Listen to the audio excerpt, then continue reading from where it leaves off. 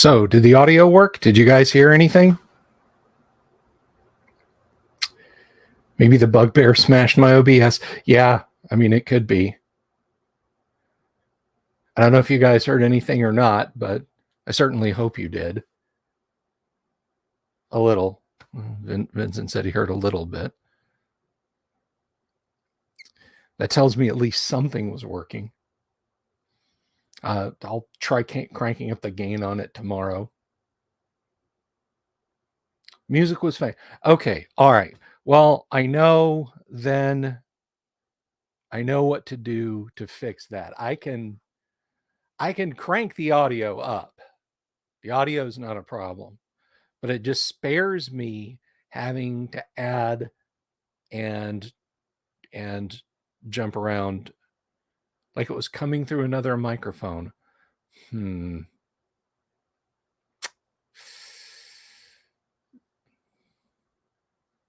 music from the Vatican gift shop. Yeah.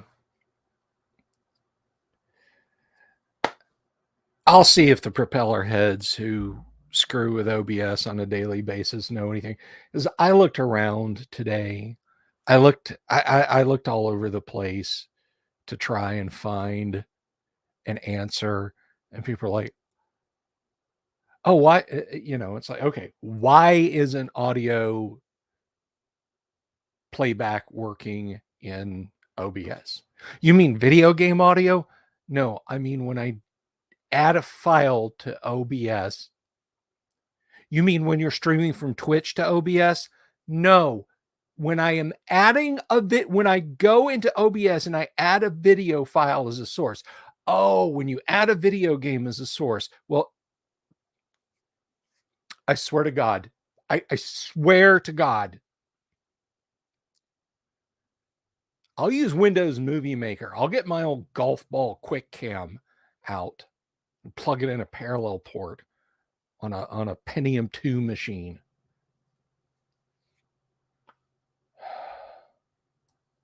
It's just frustrating. It is just it's just frustrating. I have more computing power next to my knee than existed on the earth 25 years ago. Probably. I don't know. Definitely 40 years ago. All this supposed convenience, all this supposed ease of frickin' use.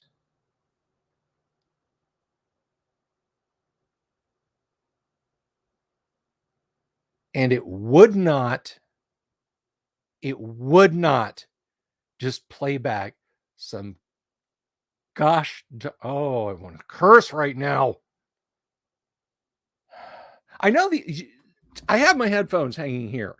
You guys were hearing the audio from the headphones through the mic. The mic is golden. You guys were hearing the headphones on. I should have done this. I should have done that so you guys could clearly hear. Oh, I'm not happy. I'm not happy with OBS right now. There is no cotton picking reason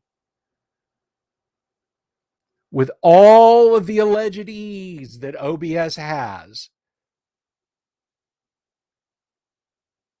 that I am not able to drag a file into OBS and drop it and get audio playback. There is no reason for that. None whatsoever.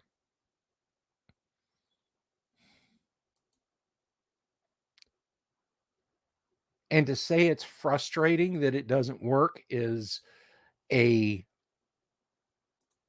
glorious failure of the English language.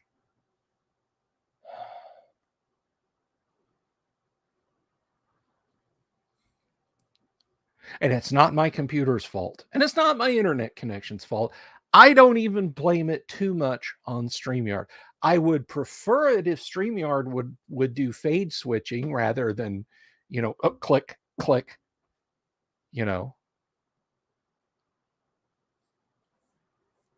But no, OBS, for all of its vaunted CPU crunching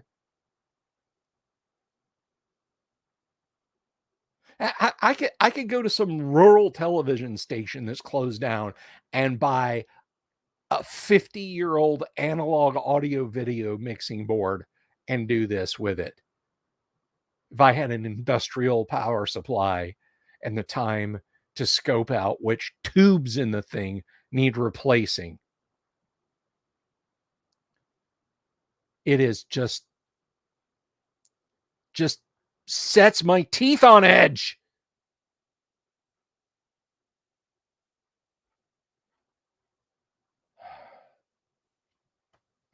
But there's nothing I can do about it. There's literally nothing. OBS will not let me do what I want. It does what it wants to. And it's not a garbage in, garbage out thing. I am working within the constraints of OBS, and it will not let me have video the way I want it to. Hello, Quick Save. Hello, Lord Corion. Hello, Imperial Ramblings. Hello, Mobius. Hello, Vincent. Hello to whoever might be watching over on Facebook, because, you know, speaking of jank, speaking of absolute jank, Facebook and its UI.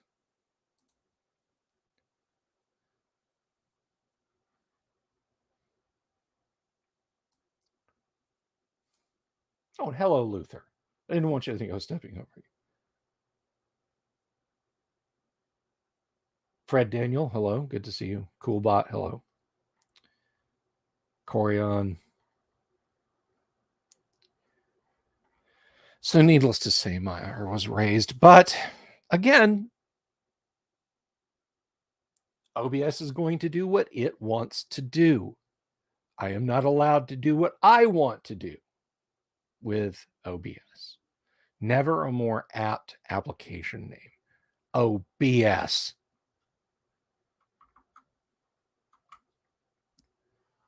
I mean, honestly, it's a video file. You'll play the video.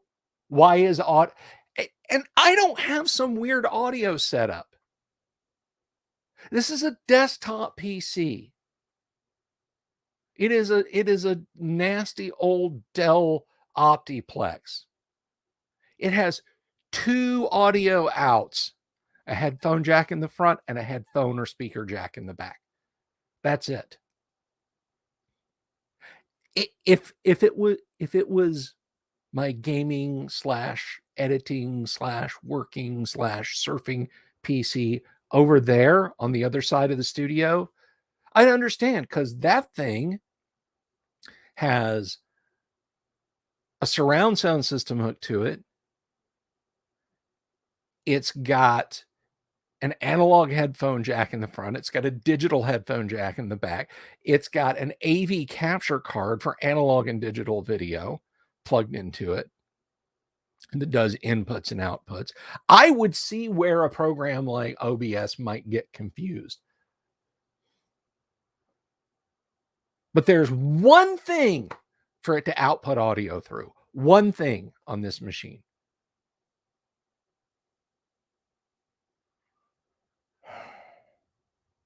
So I'll go ask the nerds on Reddit.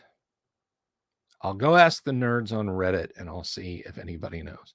And I swear to God, the first one who says, "You mean you're trying to stream a video?" I will.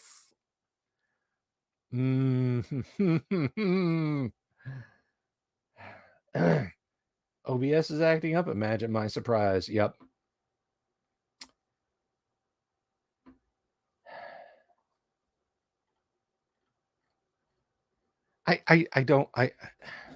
I'm not asking the world. I'm not asking for a great, huge, earth-shattering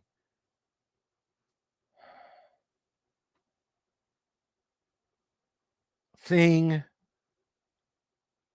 I want to drop a video into OBS, and I want the audio to start playing. It sounds like the start to an AD&D campaign. What? Quest against the OBS devs? You know what? I'm dropping it. I have roughly 24 hours to figure this out. until Wednesday. And I really need it fixed by tomorrow, because tomorrow we're having a musical guest on. Tomorrow we are having another member. We are having another member of a band on the show. Tinkham Road band member.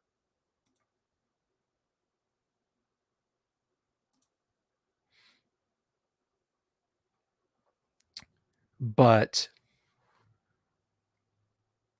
well, let me tell you about that.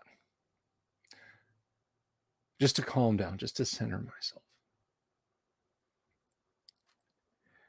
So tomorrow, Bob Antone will be here.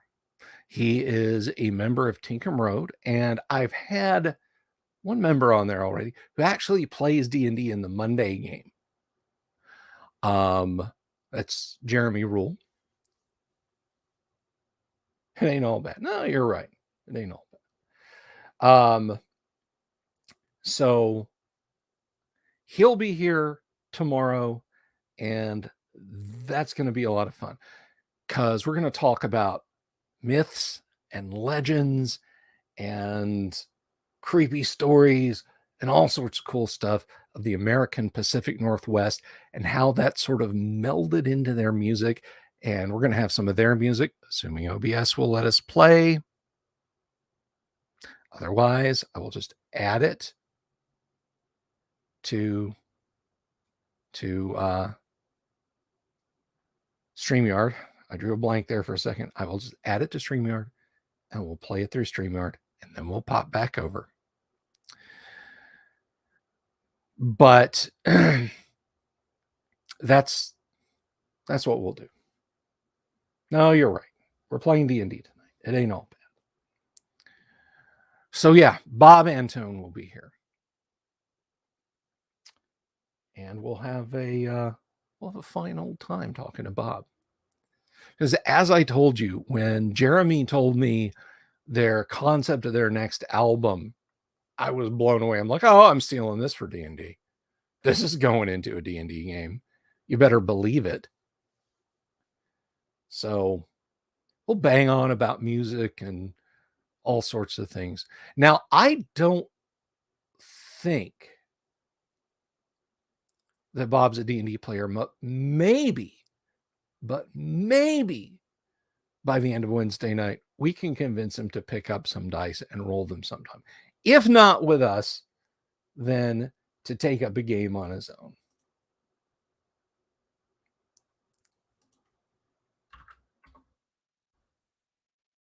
We'll see how that works out, and it'll be fun. IR, get with me tomorrow or later tonight. I'll be up till 5 a.m. Yow. Dude, you don't have to babysit your 3D prints, I promise. You don't have to set up all night. They'll print without you. They'll print something without you. I promise you that. I have come out here in the mornings and found like solid balls of melted plastic. Something will print. Having my own fun with my resin printer right now. It's just it's weird. It's one thing. It is one tiny little sword arm that keeps sticking to the bottom of the tank when it's trying to print. I printed another beholder. I printed another Grenadier beholder. I printed a little elf maiden with a little Terminator Marine holding a power sword arm just stuck to the screen, and it's done it like twice or 3 times now. You're on night shift this week. Oh, okay. No, I was not confused by Weem. If a metalhead or a rocker are likely a cyberpunk player. No, Tinkham Road is very much folk music. So, well, I say they're folk music. I'll let you guys decide where they fall. I'll let you guys decide where they fall. It needs to be a bigger sword. Yeah. If I was printing the arm like this, like this big, it would print out just fine. No, I think the sweet spot, with all environmental conditions taken into account, is probably roughly about miniature size, which is perfect. It's what I wanted it for. So I tried to print out a Pokemon that was like that tall or something like that for my daughter the other day, and I was like, "Yay, it's going fine!" And I'd kind of peek in there and watch the build plate go down and do its thing, and then come back up, and I was like, "All right, it's working." And then at the end of 5 hours, I went out there and turned the light on and took the cover off the printer, and it was all the support structure and none of the actual piece. All that had just like broken off in the tank. So Americana, Vincent, that's perfect. Americana. Vin Diesel and Carl Urban used to play D&D on the Riddick set. I have heard that story. You know, I wonder about the Judi Dench part, not in the sense of I doubt Judi Dench actually played. I just wonder how much she played. Was it just like, oh, okay, this is something Vin and Carl are doing. I guess I'll give it a try. Or did she become a D&D player? That's an interesting question.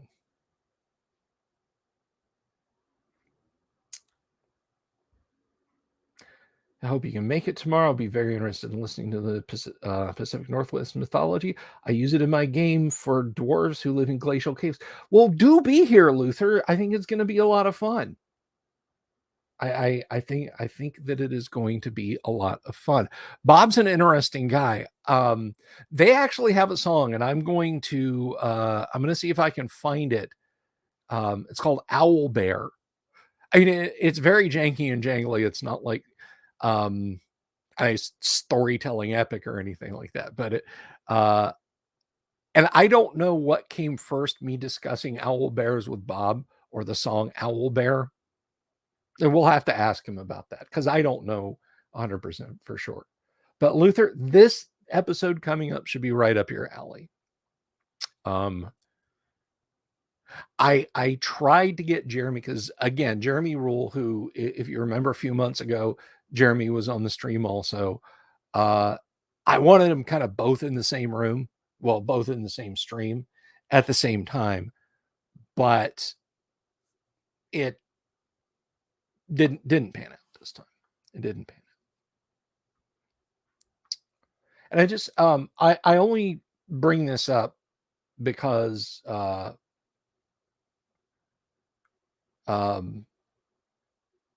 one of my players just mentioned there's something, and this, you know, this goes for any of my guests, anybody who's ever going to be a guest on the show or what have you. If you can only ever be here in audio form, that's okay. That's absolutely okay. Just pick a little user icon that's not the default one is all I ask, you know. Well, you know, your Facebook user icon or just whatever. But otherwise, if you can only be here in audio form, that's fine.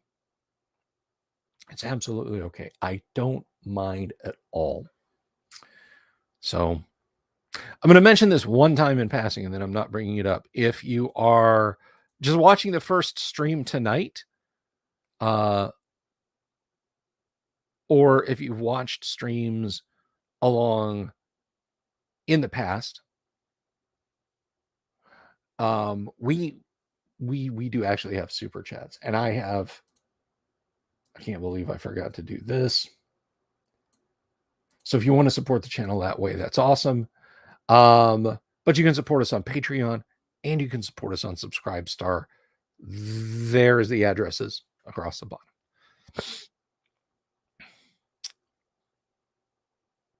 When I hear the Pacific Northwest, are we talking the sub pop music scene, underground independent music? No, this is not grunge rock. This is not, this is not from that era. The music that they play, and you guys we'll play some, that could be the sparkly kind of vampire. No, never. The music that they play is Music from the turn of the century, not the turn of this century, not like, oh, you mean like 1999 to 2004? No, no, no. No Lady Gaga, no garbage, no doubt. Get it? No doubt. Never mind. But no, they play stuff from 1899 to 1904. I haven't seen the new Batman movie. Quick save. I have yet to see the new Batman movie. My problem with the Batman movie franchise is every 3 to 5 years now, they reboot it. So the Christian Bale Batman, which was after the long drought because of, Batman and Robin.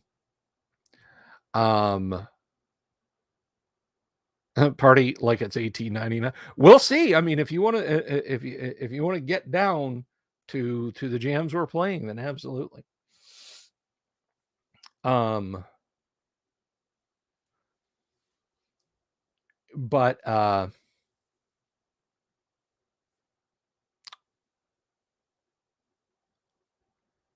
no, the the Christian Bale reboot, it was great. I was like, okay, all right, yeah, we're doing this again, because it was, like 1989 to 1994 or whatever. We had the run of really good, pretty good, okay, and awful Batman movies, because it was 4, right? It feels like 5, but it was 4. So we had Batman Returns,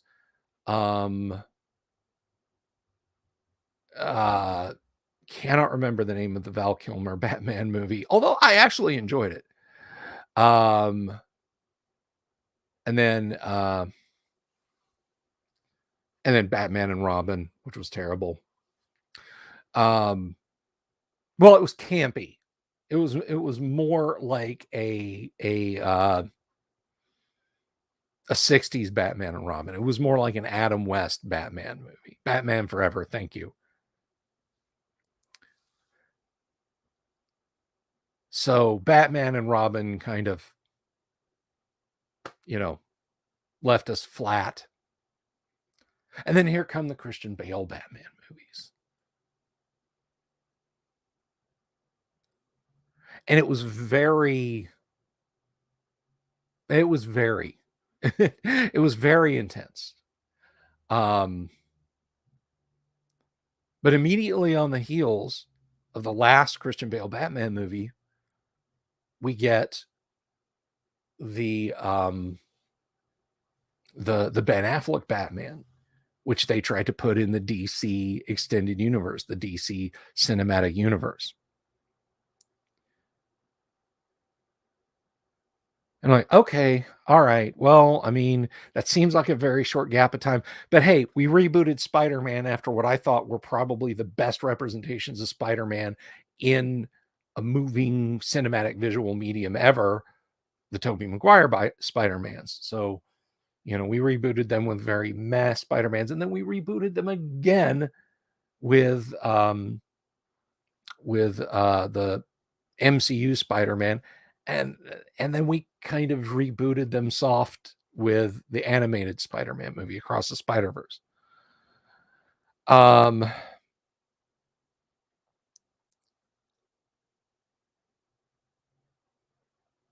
Coolbot says, I just Googled Tinkham Road and they have a video performing Fly Me to the Moon. I love that song. That's great. I didn't know they perform music that new, to be honest. 90s Spider-Man. There was a 90s Spider-Man. Did I miss that? Did I sleep through that? But at any rate, so we got a Batman reboot. And then we got Batman versus Superman, Dawn of Justice. And now, like, literally the Snyderverse Justice League movies are just out of the theaters. It seems like, and we're rebooting Batman again. And depending on how you consider the movie The Joker, that's almost a soft reboot of Batman itself. So how many times have Bruce Wayne's parents got to die in that alley? Oh, the animated series. Okay.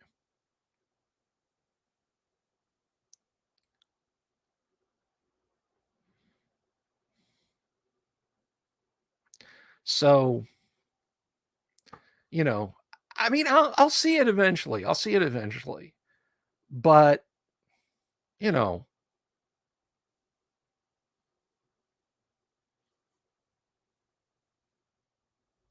the Joker's supposed, okay, all right, that's cool. I mean, I didn't dig that deep in the lore.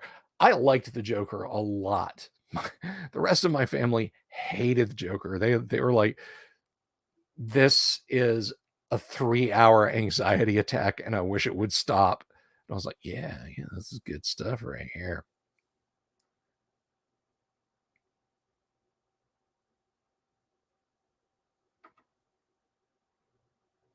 But I mean, Joker really does stand as its own origin story, or rather, as it's that just kind of often because it's so believable. I mean, let's let's take a step back into the dark world of Joker. I mean, when the world is just going to hell in 1982 Gotham, there would, the news reports would still be, there'd still be mention of, you know, Superman fighting Gorilla Grodd over, you know, whatever, or, uh, you know, Brainiac and Wonder Woman duking it out, or what have you. It would still pop up in the news. But no, the Joker gives us no such comfort. Now, Heath Ledger, the little bit I saw of Heath Ledger as the Joker, bravo, great stuff.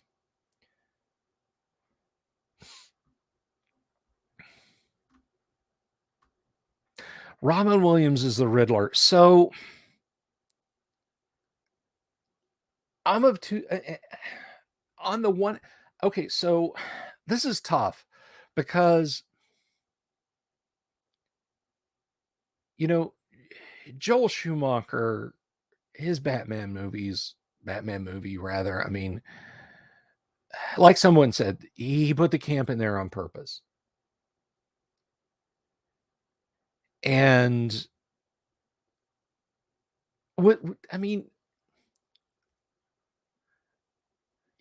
Tim Burton just flat out came out and said, "Look, I never read comic books."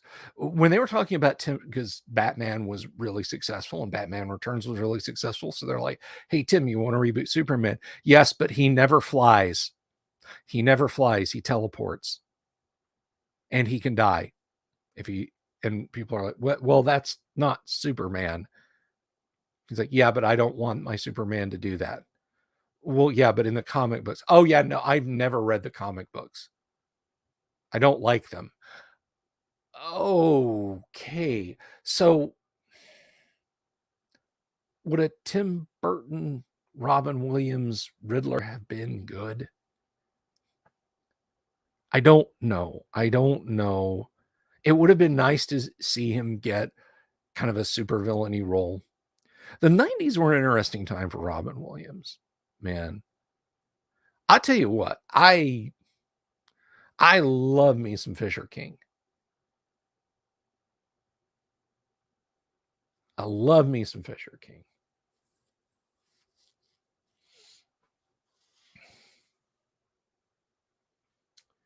So, I mean, I think Robin Williams is a Batman villain, the Riddler, or even the Joker in the hands of a really competent director would have been scary good.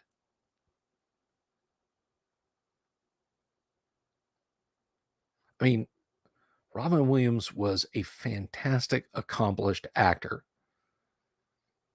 couple of movies towards the end of his career aside. Again, somebody mentioned it, Good Will Hunting, The Fisher King, Awakenings, Good Morning Vietnam.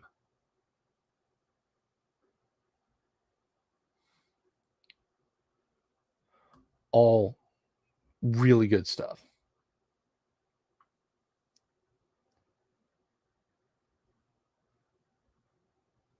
Williams did read the comics and intended the dark, sinister suit-wearing Riddler. I mean, I don't know. Joel Schumacher wielded a pretty serious hammer. He might have made a mess of it. See, on the one hand, I'm slagging Joel Schumacher, but on the other hand, Joel Schumacher brought us The Lost Boys, which is pretty much that and Near Dark are a couple of the best vampire movies ever made. So thank you, Vincent. I was racking my brain trying to think of that 1 hour photo. Yeah, absolutely. 1 hour photo. It's less epic, but I would put his character in 1 hour photo on the same stage as the Joker for very similar reasons. But I don't want to spoil it too much.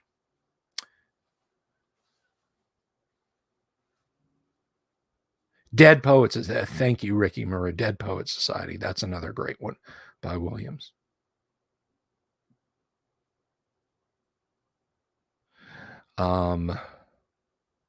Luther says no superhero needs to be made right now. Wait 10 years or so.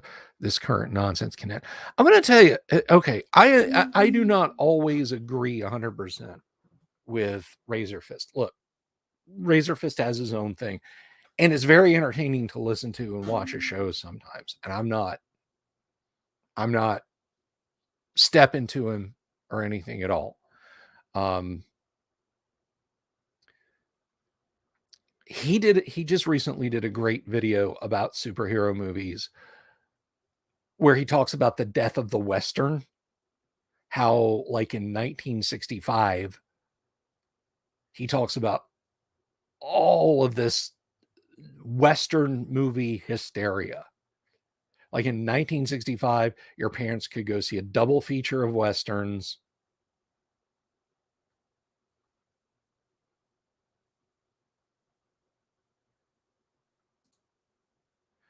Flatliners. Yeah, Flatliners.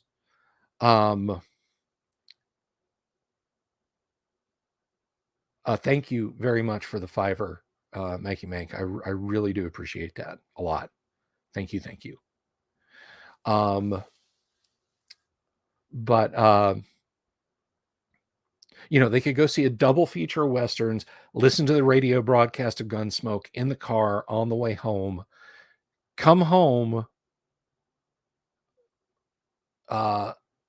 flip on the TV, watch like 4 Western TV shows in a row, Bonanza, the TV broadcast of Gunsmoke, Have Gun Will Travel, and The Rifleman. I think those are, I apologize if I got that wrong.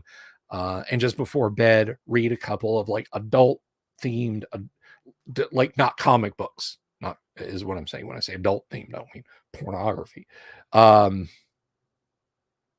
Thank you, Ricky. Thank you very much for the super chat, $10. Thank you, Ricky. I appreciate that. I really do. Yeah, we can do this now. Darn tootin'.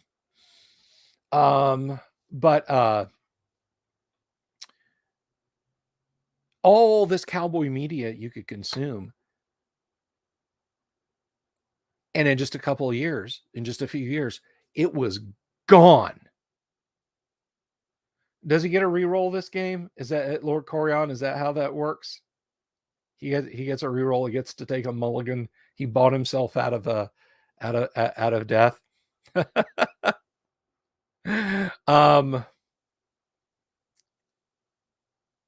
But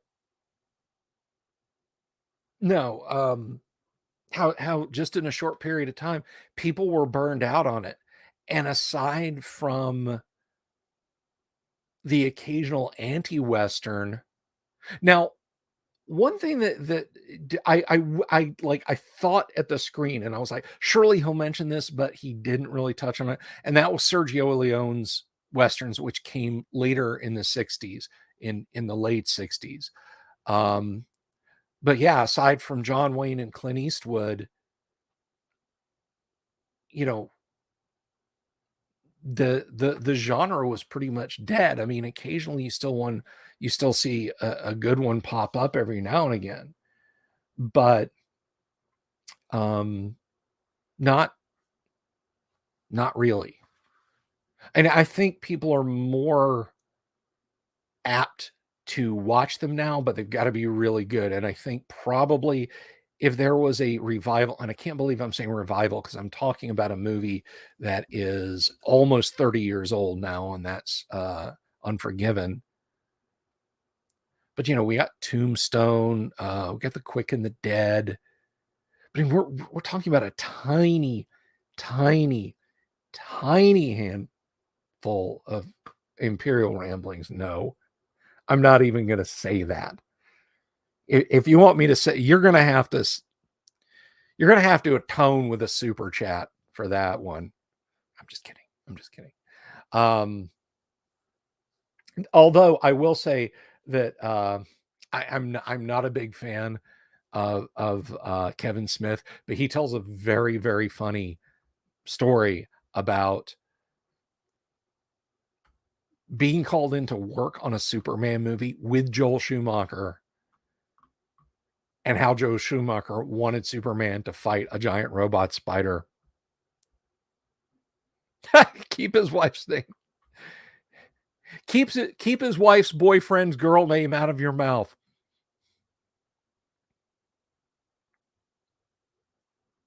There was really only one bad scene in Wild Wild West when you get to it. It's the one between the opening credits and the closing credits. Other than that,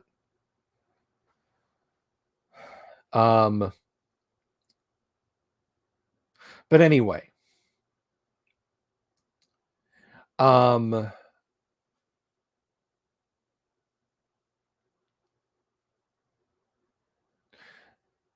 yeah, just a handful of movies have come out. True Grit rolled out. True Grit was okay. Actually, I thought True Grit wasn't just okay. True Grit was really good. I needed to see True Grit when it came out. I saw True Grit just like 10 or 12 days after my father passed away. My dad loved Westerns. My dad used to have a mighty stack of Louis L'Amour paperbacks. And he read them all, the standalone ones, the Max Brand series, the Sackett's. And when he came through and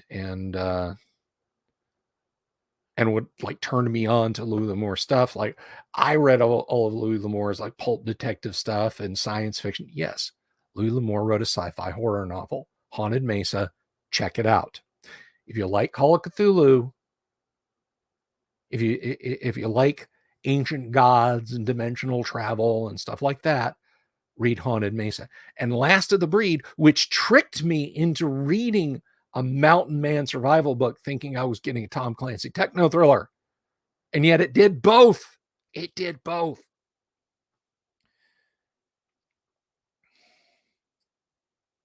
All kinds of stuff, Tonka Todd. We're talking about all kinds of stuff.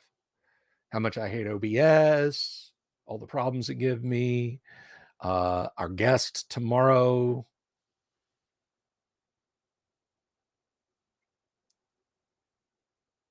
Longmire wasn't awful. Yeah.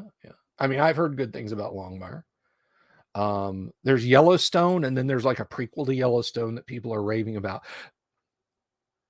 I really got off track. The point is, Razor talked about how Westerns just by and large came to an end. It just, people got burned out and they never really went back to it. Despite all the stuff we're talking about, Westerns have never been re-embraced.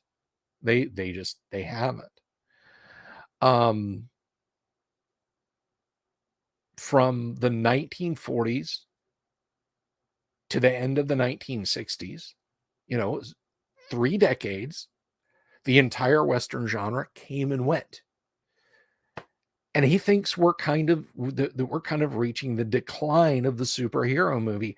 And I'm inclined to agree with his take on that. And I think, you know, we're kind of we're getting to a point where, yeah, it does need to be put back for a while. I think it was who was that? Luther Calhoun. Yeah, right there. No superhero movie needs to be made right now. Wait 10 years or so. This current nonsense can end. And I absolutely agree with you. High Noon, another fantastic one.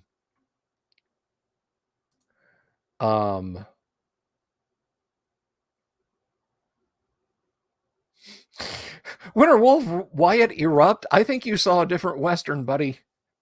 I think you saw a different Western. The Walking Drum is a fantastic medieval historical fiction novel. Blazing Saddles, yes. But here's the thing. I agree that superhero movies should be put on the shelf. I think they should take a minimum. Marvel should take a minimum, or Disney rather, of 4 or 5 years and just not do anything. Tease things, keep attractions going, but just tease people along with a little bit of anticipatory hype and build up. But don't, you know, don't release like 2 superhero movies every year and a bevy of TV shows. But when has Hollywood never not killed the golden goose, or the goose that lays the golden eggs? Star Wars was a great Western. When has Hollywood never not killed the goose that laid golden eggs?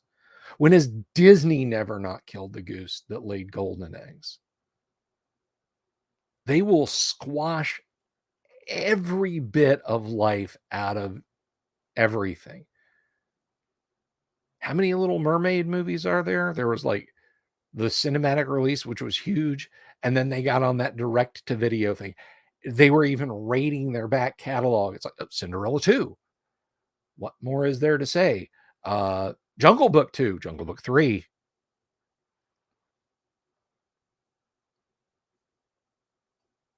I like them both, Ricky.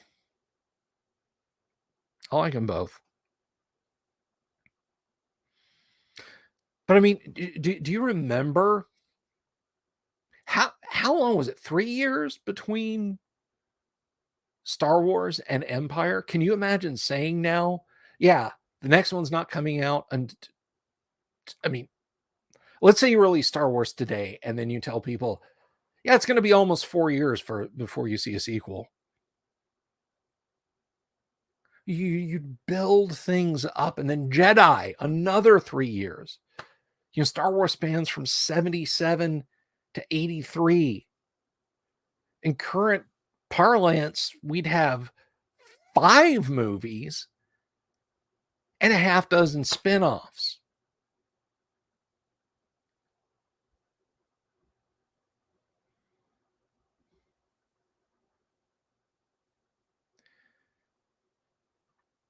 So it would just be nice. It would be so nice if we could get back to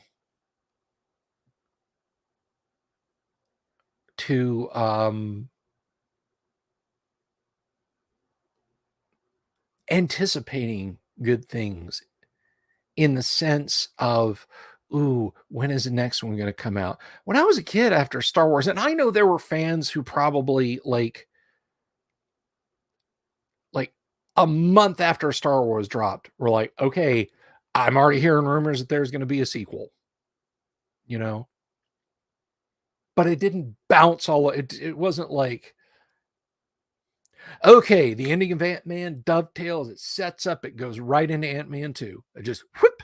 We know there's another Ant-Man 2 in like 11 months. Come on. Let's do it. Let's go.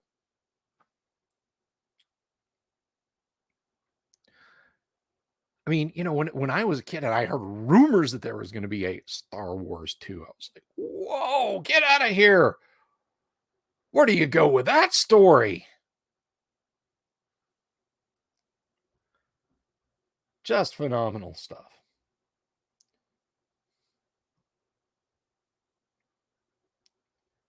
But that was back when I was a little kid, and times have changed now. It's a little different now, 45 years on.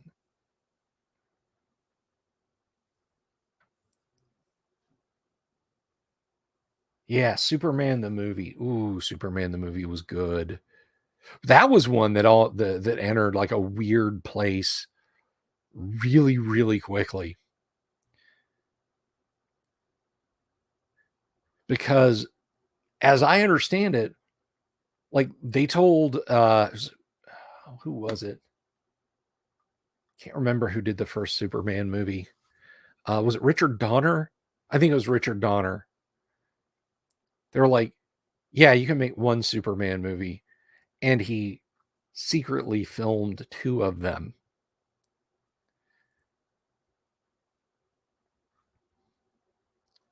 And then there was all the back and forth about, how the sequel got made and so on and et cetera. And he was basically reusing footage that he filmed in the first one. And, that whole thing is very strange. And then Superman 3 was basically a Richard Pryor movie. When you get right down to it, I mean, the bits where he like is going to, when he goes to apply for a job at a car wash, and then he goes to be a computer programmer, and he uses the big suitcase full of booze to get the missile silo operator drunk and steal an MX missile. And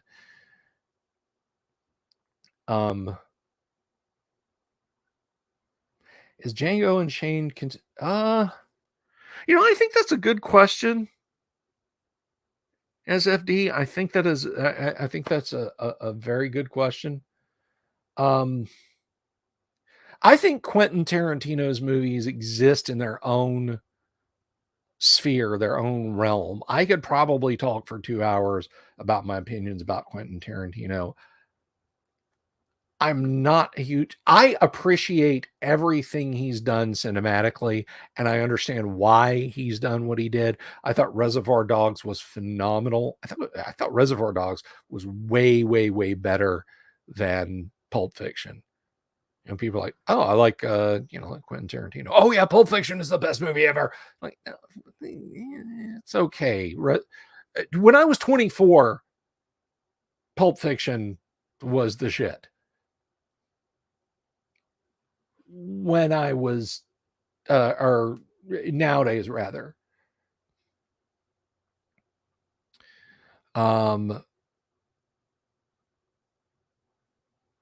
Yes, there is a new Dungeons and Dragons movie coming out in 2023.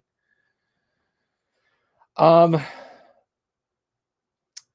then, Superman 4, when they fobbed off the film production on Canon Pictures and gave them like $40 million, and they made one Superman movie for $4 million, and then a bunch of exploitation movies with the rest of the money, and it shows. I mean, Golan Globus Productions pretty much ended the Superman series. I feel bad for Christopher Reeve, man. If that thing had stayed at home, it might have been good. Not what we got. No, that's fine, IR. Do I run Boot Hill or Marvel Avengers? No, I do. I've run a Marvel setting, many Marvel setting based games, but using Hero System, but I had never run Boot Hill. I've never run a Western.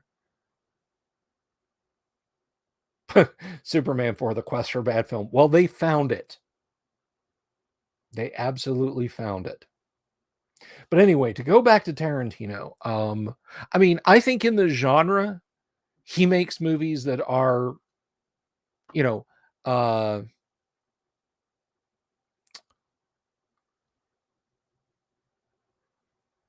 you know, Reservoir Dogs is a genre bad guy crime film. Pulp Fiction is what it is, an anthology film, an interwoven anthology film. Um, all of his various movies are in the genre. Inglorious Bastards is a World War II picture. Hateful Eight, Django Unchained are both westerns. So, but they are so clearly Quentin Tarantino movies. I mean, you can sense his gravitas in the movies.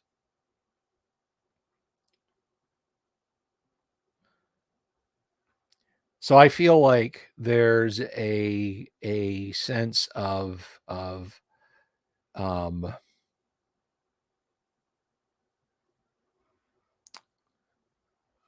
a sense of Tarantino-ness to those movies that you can detect. But I don't think they like fall completely out of things.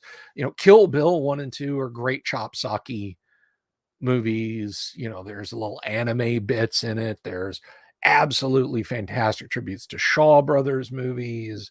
Um, you know, it's uh it's really good stuff. Uh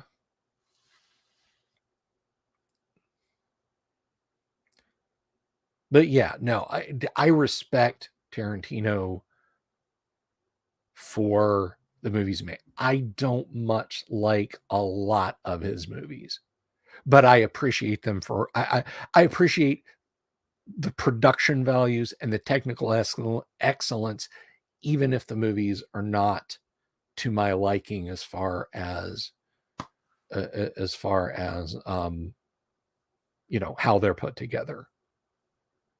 I guess what I'm saying is I appreciate the artist and his technique, even if I don't like the output. You know, I love Salvador Dali's work in the overall, and I like what he did. That doesn't mean that I necessarily love everything he did.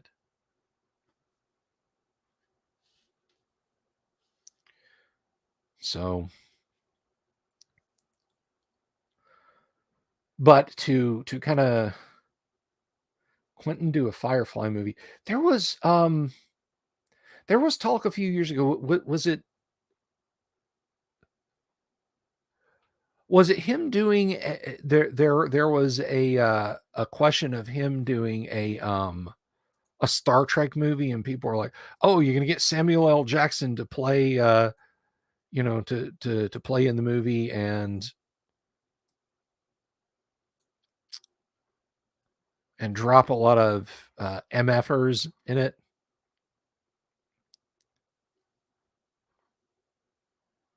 It was Star Trek, yes.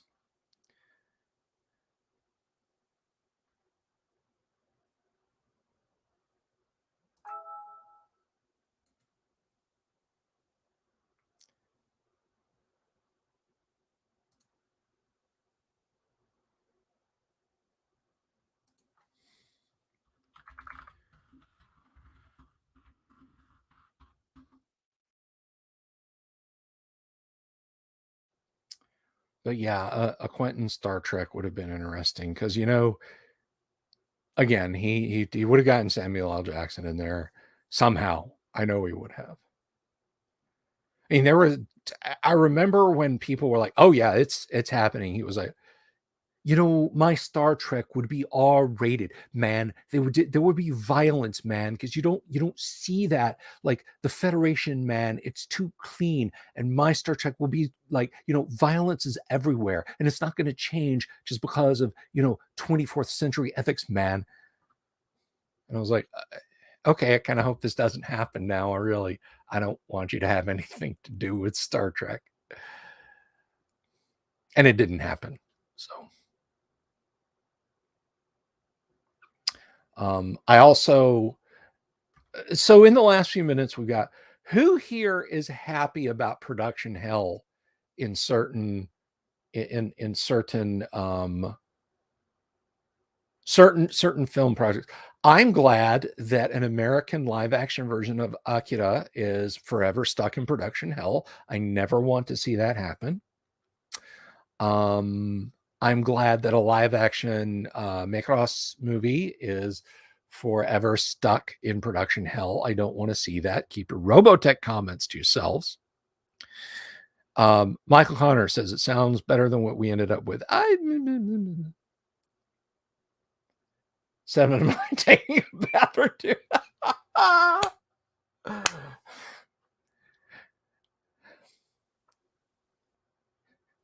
You know, those Star Trek movies are available on a certain website, but I won't be the first.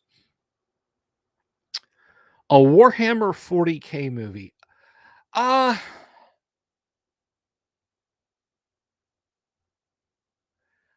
don't know. That's a tough sell because everybody is bad in 40K. There are no good. The closest thing to a good guy in 40K are the Tau. I mean, you would almost have to say, like, make a movie where, you know, the Tau are maybe like Vulcans and they're not precisely aligned with humans, but they're all fighting like, I don't know if you could do that. Well, I mean, Games Workshop is unabashed, but if you did the Necrons, people go like, isn't this just aliens, or they're the insects from Starship Troopers? And if you did the Necrons, people go, these are just Terminators or Borg, which they are, because, you know, Amazon is doing Inquisitor. Hello and goodbye, Dungeon Minister. But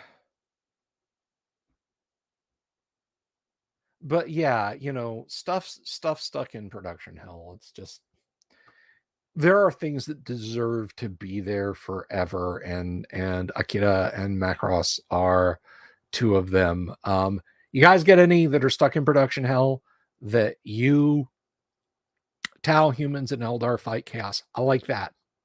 That's a movie I would see.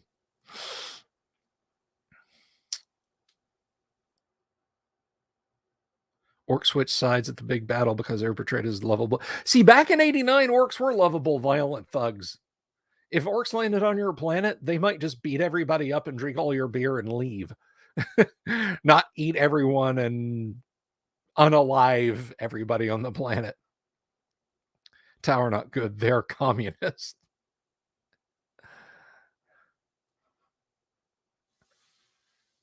Well, the Tau have gotten worse and worse over there. When the Tau first showed up, it was like, they're kind of space socialist, but they got cool vehicles and they let people do whatever they, and just as every new codex for the Tau comes out, they get worse and worse and worse and worse and worse and worse, to where like they're like Khmer Rouge level space commies now.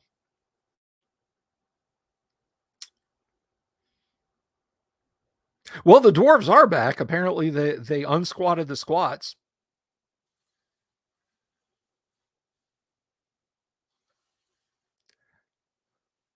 I liked how the Tau like were the were the big rock thrown in the pond of all the fat beards. It's just the Tau stuff looks so clean. And the rules, I will be the first to admit this, the rules for the Tau were horribly broken and let Tau players just do evil stuff.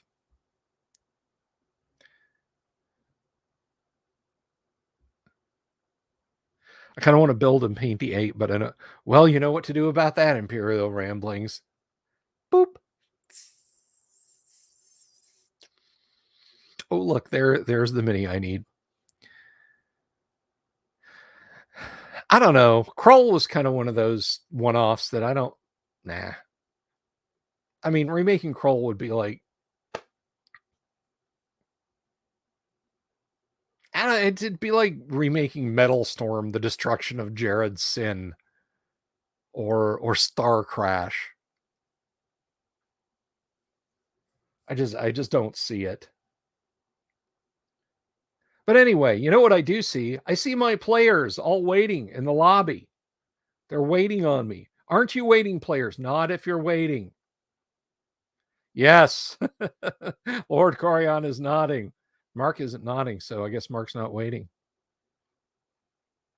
Tau and Necrons were terribly broken for a long time. Yes, they were.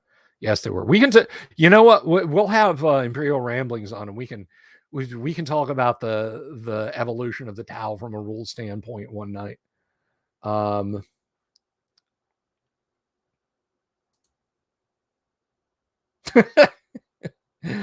Oh, James says my avatar can't nod. Just drag the window up and down. All right. So before we jump into the game, I know we're a couple minutes over. It'll be fine. Got to do two things. First of all, I got to thank everybody in addition to our super chats tonight. Thank you so much to those of you who contributed tonight. I really appreciate it. It really does help. But I want to thank Digital Discord, Joshua Garlock, Lord Corion, Ricky Maru, Mobius, Kevin Reynolds, Doomsword Deathmaster, Mark Simpson, Damien, James F. Keck, William Smith, the Dungeon Minister, Manny Wall, Mark Corey, Kevin Wood, Todd Sharp, and the increasingly frightening to say Carnivore Farmer. Thank you all very, very, very, very, very much. And yes, I will hit you up about BS later, and we'll get that sorted out. So thank you to those subscribers. We couldn't do it without you guys. Well, I would do it without you guys, but it's a lot nicer that I am able to do it with you guys. So deeper into the castle you go. So I'm going to take a moment. I'm going to rearrange the lights here real quick. And then we're going to bring everybody on. And yes, we have camera on table tonight, which is why I'm rearranging the lights. So pardon me for just a moment, guys.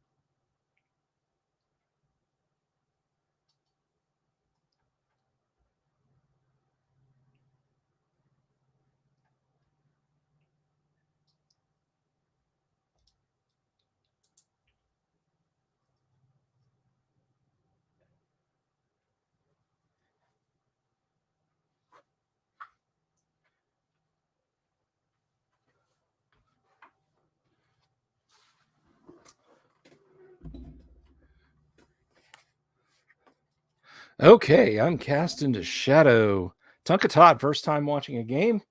All right, that's awesome. Let's go ahead and get into it, and let us welcome. Oh, 10 comments. Good Lord, I'm buried. If I've missed any super chats, I apologize. Don't appear to have. Anyone who wishes to donate, remember, you can do that. We have that turned on. We have that ability now. That's awesome. So let me add to stream. Mark, good to see you. We have James there. Hello. Just need to drop the volume just a moment before I add anyone else, because that's loud and clear. the rest of the stuff I'm trying to add. So, welcome adventurers, and let me switch over to camera. So, who would like to take the talking stick and tell everyone where we're at?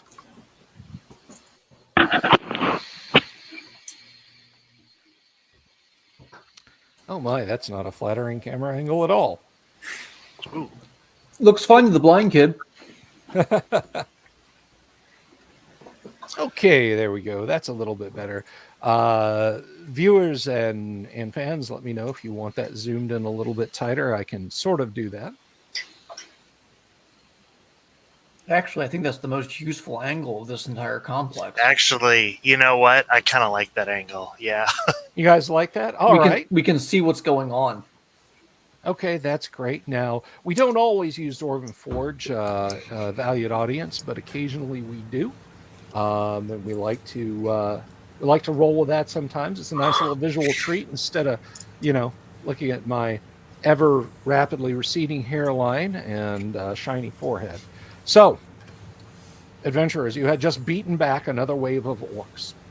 You had gone into one of their barracks and searched it carefully and found quite the Hall of Gemstones and retreated to the almost said the moat house, thinking of the wrong dungeon altogether, retreated to the longhouse where you had your men at arms.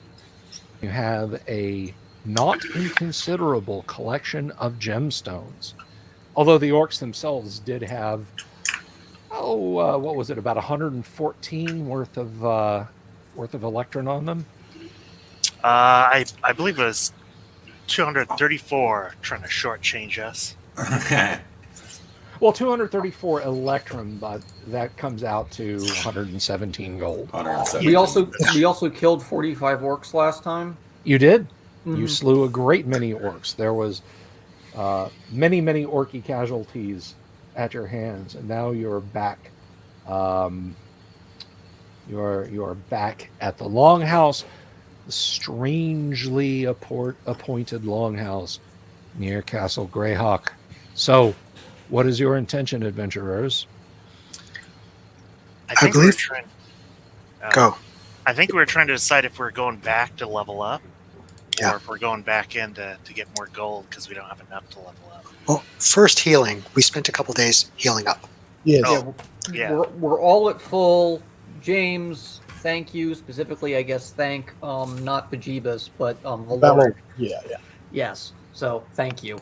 Also, y'all were smart and put your names down there, and I should have done that. We can do that. You can just go right in and click on the gear, I think. I might do that. So it seems like we We think should have the same format if we do that, though. we think that there might be one-ish more rooms because we heard more orcs showing up. That's why we left. That's true. Genan's up either way. If we head back to Greyhawk, we might have enough to get people leveled up. Well, Turgo needs to level, right? Because I think... Yeah, but I won't have enough if I just take a split without even the retainers taking a cut. I'll be a little bit short. Would approve of you leveling. Oh, sorry, that's Torgo. The retainers, Genan's hirelings are Genan's problem. Okay. He pays them, so it would come out of his cut. That's their deal. Right. But Also, Genan may not have enough to. He has enough XP, but not enough gold pieces too. I think that's the problem for most of us at this point. So I think we need like 3K per person to go around pretty much. Yeah, and I'm like 500 short, and it's probably about the same for the others. I'm more than 500 short. Yep. I'm about 1,500 short. Well, your retainers are your problem. Well, actually, after all these gems, who knows what happens after all these gems? Yeah. I'm only about 1,000 short, so. Yeah, I say let's kill the orcs and then go back, because that way there's no what ifs, there's no maybes, because even if we sold these gems, we're only going to get, half, give or take. Yeah. So, So do we all just go in again? 3 inches of blood. Whole I'm gang good. in? Yeah. Genan's up for that. He's worried that he won't make it out, but has to give it a try. Well, you're fully healed, I'll ain't you? heal you. Yeah, but that hasn't stopped Genan from getting knocked down to 0 before. Big baby, you'll be fine. Oh, Bill. Sorry, that I am kidding about. If you super chat me that, I will refund you. Don't do that. Not with the intent of buying a dragon attack in the party. I'm not. I'm not like that. Well, I mean, I was for one encounter a few weeks ago, but that was just funny. This is just grabby. I wouldn't do that. All right. I pulled a dragon on my second level party. They all lived. Hey, dragons come in many flavors of hit points and lethality. I think giving a low level party a dragon attack that they survive really boosts morale. Makes you value those characters. They had guns. It helped. Oh. The dragon didn't die. They barely did like a quarter of its hit points, but like still. Okay, so let's roll on. So you guys are returning. It has been a couple of days. Tonka Todd, let me give you my PayPal information. I want to keep that discreet. Tonka Todd asks how much for a TPK. I don't want that information just out there. Okay. Oh, and for those of you playing along, it is currently about the middle, I believe, of Cold Even, which is let's see. It's so cold, we cold even. Ready? Exactly. You Cold Even. I'm sorry. What was that? Readying was readying. I believe the month. Yes, it is readying. My Monday night game, which is coterminous with this game in terms of you're both in the world of Greyhawk, but they're ahead of you time-wise. So it's actually Cold Even there. But that's Probably not to say that take their stuff. that's not to say that you won't encounter them someday. At some point, they're going to come back to the Longhouse, and we'll be all there like Goldilocks. Yeah. And it's like, hi, we're renting. What do you mean? Sure, you renting? guys have seen the meme of the bear in a zoo leaning over his keeper's shoulder as he's got a big book in his hand, reading from it, and the caption is, "So read that part to me again, where she burns her whore mouth on my porridge." Okay, so it is mid-readying, which means where you're at. Actually, to be fair about this, because you guys are in a completely different latitude from where it defaults. Marsh, and this is more like. I'm sorry, it's a fen. Oh, I'm not offended. So yeah, the cold temperatures are still like you still wake up and there's still like ice on standing water and that sort of thing. But the highs during the days are above the 50s. So Sit Z says I shouldn't sell those that cheaply. All right. So in you go. And you had no men-at-arms who were reduced to unconsciousness and comatose. So your full retinue from the previous adventure can accompany you. One staying back to guard the horses. Yellow. Yeah. And are you going down the cistern? We have no other option. Okay. Well, unless we're going Safe through a option. tower, sneaking past an iron golem, going down a flight of stairs, finding that secret door, and then taking the elevator down, which is what Ira told us about. And yes, I memorized it. Maybe the iron golem rusted. We should double check. You should go find out. I'll lock you in Take a for door. safety. Take a tour. Yes. I'm Real muted. fast. Aha. Oh. That's why no one was answering my questions. Aha. Technology. Yay. Sir Average, are you going to leave? You want to leave behind a hireling? You one of yours or one of mine? Oh, you have 3 and I have 2. To be fair, I think Bern and Rufus. Oh no, wait, sorry, Bill and Ted. Nope, wait, that's not them either. Nerm. Bob and Frank. Yeah, let's leave Nerm behind. I think he's had a bit of a rough day. Yeah. Nerm stays behind. All righty. And real fast, I have it as the 8th. God's Day the 8th. It is God's. Actually, the 8th of readying is Star Day. Okay. The next God's Day is the 11th. So if we're a little closer to the middle of the month, then yeah, it would be the 11th. Okay. And it is raining all day when you slog out there. It's a cold drizzle. All right.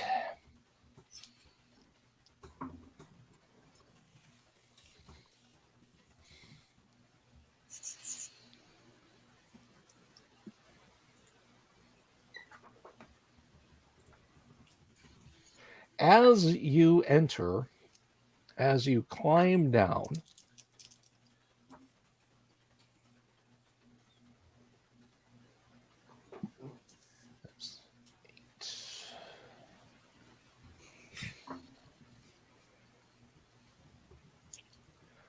boiling up out of a crack in the wall are the writhing, oily, furred forms of at least a dozen giant rats. They are sniffing the air and they look at you with their hateful, beady eyes. Now, let me see. There it is. Okay. So if we have the two markers as your party, they are coming out of a crack in the wall here. If you guys can see that on the screen. Yeah. Can you do the thing where you make that one the big one and all of us tiny? Yeah. Oh, sure. Yes. My apologies. I mean, our faces are pretty and all, but I think that's not what people want to see. Let's see. How's that? There we go. Ausgezeichnet. All right. So, yes, there are a number of giant rats pouring up out of a crack in the floor there. They've been attracted by all the dead orcs we left. It may be. It very well may be. We can probably hit like 3 of them at a time now, so that'd be fun. A That's quick right. gander. Yes, and that is something that new DMs tend to overlook, and I always like to remind you of. Remember, fighters can strike sub 1-hit die monsters. They basically get an attack for every level they have. So a 5th level fighter can attack 5 giant rats in a single round. Hey. It's very nice. They can reach. Keeps the game from bogging, I find. Well, to be fair, I mean, but if you have like a 10th level fighter, how many goblins are you throwing at them? Enough that their 10th levelness can matter. Okay. So, yeah, they're squeaky, squeak up out of the crack. And I'm guessing no one here speaks giant rat. I speak sword. And they are beginning to scuttle towards you. So we'll go around the table then. What is Genan doing? Genan will attack them with his sword and dagger, and his hirelings the same. Okay. So you're attacking the giant rats and your hirelings. Gotcha. Valoric and Bejeebus, what are you doing? Valoric with his short sword, Bejeebus with his long sword. Okay. Turgo? Short sword. Lynx? I want to try this newfangled multi-attack, see if I can't hit 2. All right. And Average? I have an S word, and my follower has an S spear, so we will be using those. Excellent. Okay, Mark, we'll start off with you since you're on the top. Roll initiative. 6. Nice. 2. The rats spend their rounds kind of milling about. Go ahead and do your things. I'm assuming a 20 will hit. Yes. And that was just one. That's just one. So Yes. one rat gets 7 points of damage. You have turned the rat into 2 half rats. And for my other attack, will a 15 hit? Yes. And that rat gets hit for 8 points of damage. You obliterate 2 rats. There And are now some 11. hirelings. All right. 60. Yeah, each hireling hits Okay. for 3 damage, 3 damage, 4 damage. Okay. Let me just check those 2 rats that got hit real quick.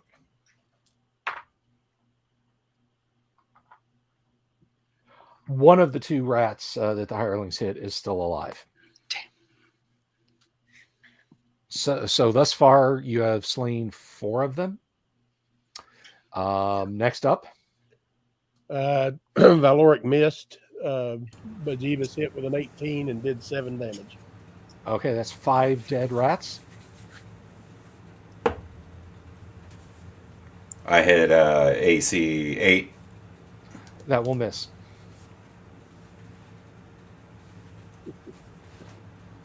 You're on mute, Lord Corion. I'm slapping the stones. I miss. All right. I presume a minimum of 7 damage will kill a rat. Yes. 2 dead rats, though. Okay. So that is a total of there are 6 giant rats remaining. Conveniently enough, you will all take 1 attack from a giant rat. Love it when the numbers just work well. Nice. Yes. So convenient. So Genin is missed. Valoric missed. This is the worst bunch of rolls ever. 1, 2, 2.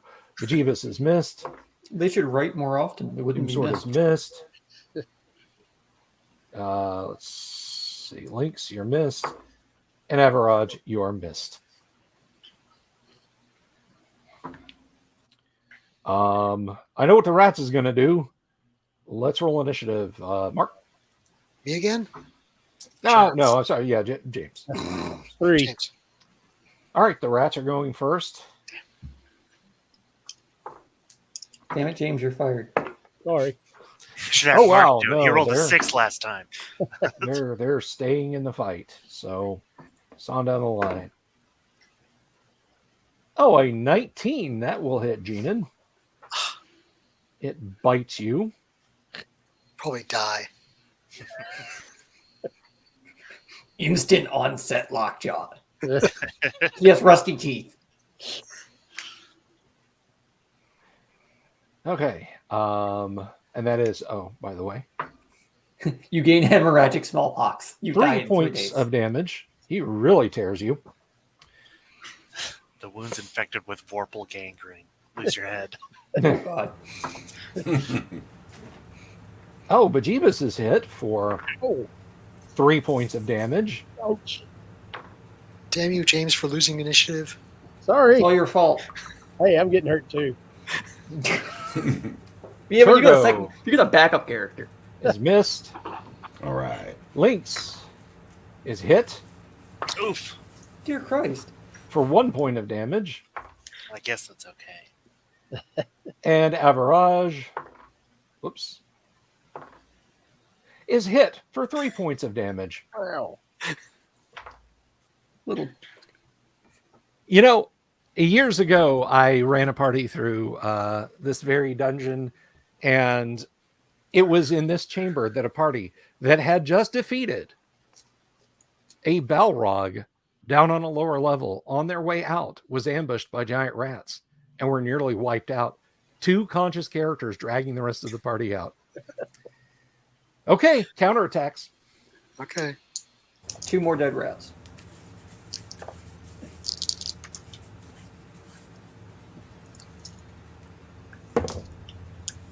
Yeah, I hit twice, 6 and 7 points of damage. That's 2 more dead rats. And one of my hirelings missed, I think. A 14 will hit.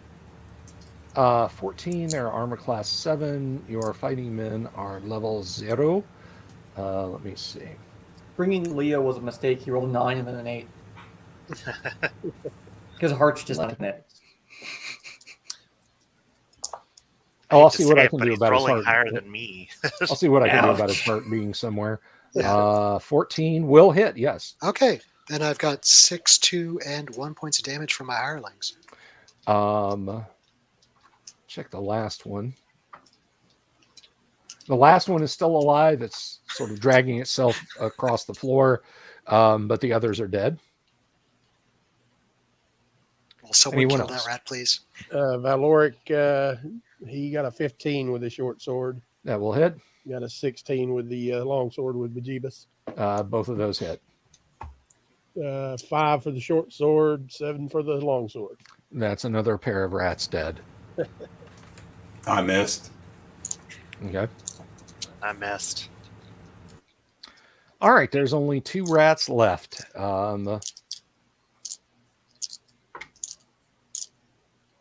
And they are heading right back for the crack right now.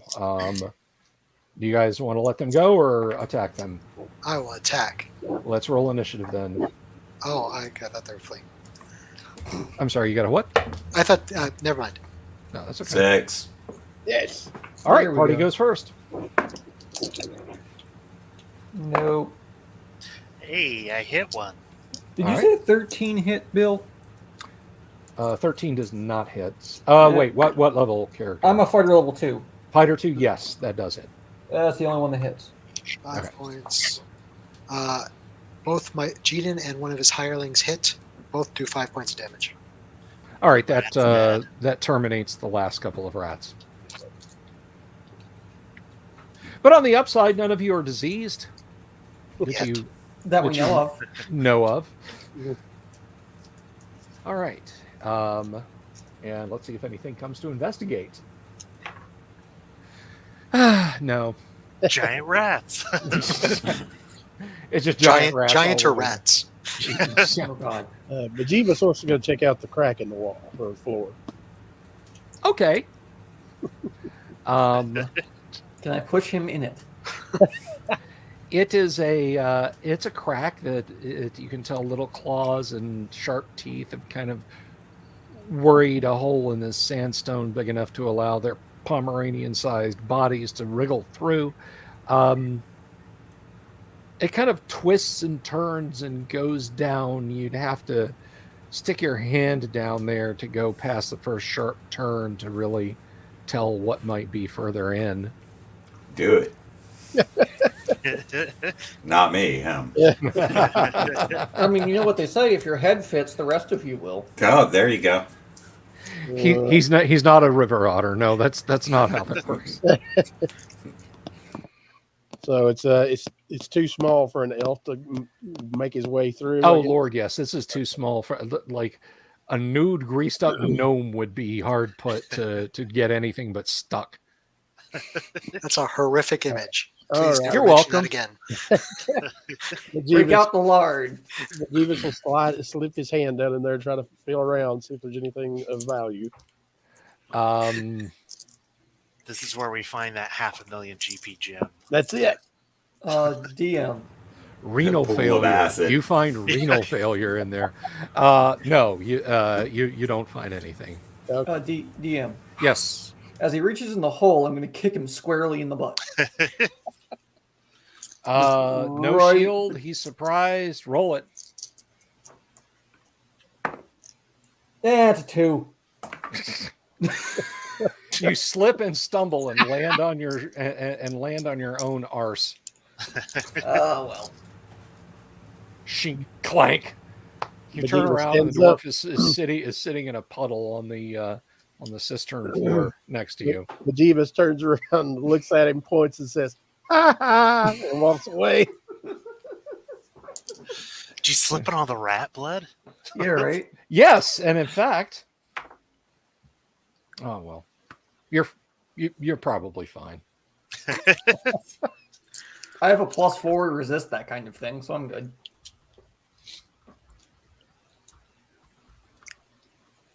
DM question. Yes. Is the door to the orcs area, is it one still there? Is it open or closed? It is still there and it is open. Hmm. And I think just that's a good noticed sign. Clearly, my cat has been through because there's some knocked over dwarven forge in the far corner. A giant cat has gone through the castle. Yes. Let's hope Yeah, we don't roll displace a that. beast. Yeah. Turgo. Oh, she displaces things. All right. Mhm. Yes, sir. I insist. Age before beauty, you go first. You are clearly Alright. the youngest one here. The smartest one here, maybe. Probably. I won't argue that. You got the wizard beat.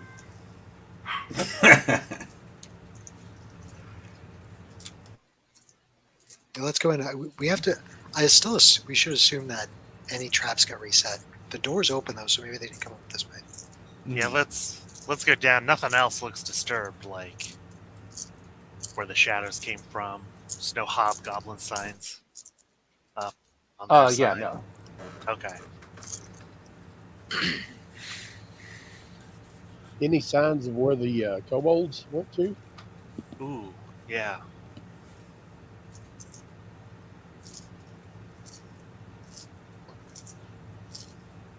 From the caves. Yeah. Didn't we murder all of them? No, we did. We ran from the kobolds.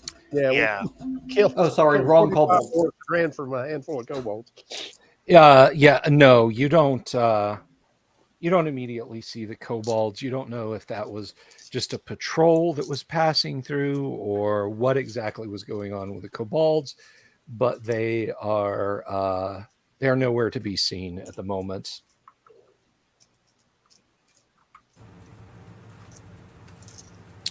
All right. Let's head down that corridor. Start poking things with a 10-foot pole. Yes, sir. Watch out for rust monsters too. Poking things with a Turgo. Right. I hold Turgo, he holds a 10-foot pole. It's great. Okay, so the party explores on down this way, yes? Yeah. Okay. And Turgo is searching for traps ahead? Yes, and trying to move silently, and the standard procedure for when we approach a door is to be even a little more careful, Silently searching for traps. as best as possible. All right, well, you don't locate any traps. And what is your move silently? It's just went up here. It's 21. Okay, well, you are, you think you're quiet. I always think I'm quiet. Tunkatad, Mark is playing Genan, the fighter. James is playing Valork, the cleric, and Bajibus, the fighter magic user. Yes, did I get that right? Yes. Doomsword is playing Turgo the thief. Lord Corion is playing Lynx the fighter, and of course, Gal is playing Sir Average the dwarven fighter. I hope that helps. I hope that clarifies. All right, moving along. As you are marching down this hallway, and again, for our viewers who don't see me constantly leaning over and moving miniatures, the reason is manifold. I would constantly be in the camera shot, forever picking up pieces. This is not a board game. However, for important events, I do put down a piece to represent the party as a guide-on, so you, the audience, and the players have a visual reference. Speaking of which, I should put that in place.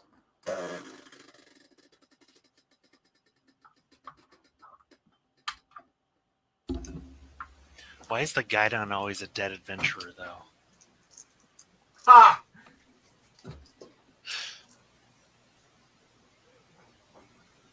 I mean, at least the dead adventurers we don't have to split loot with. Tonight, the guide-on shall be the dwarf. That works.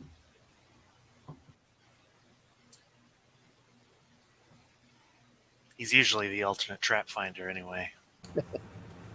He finds Now, more traps this than the is- thief does, so.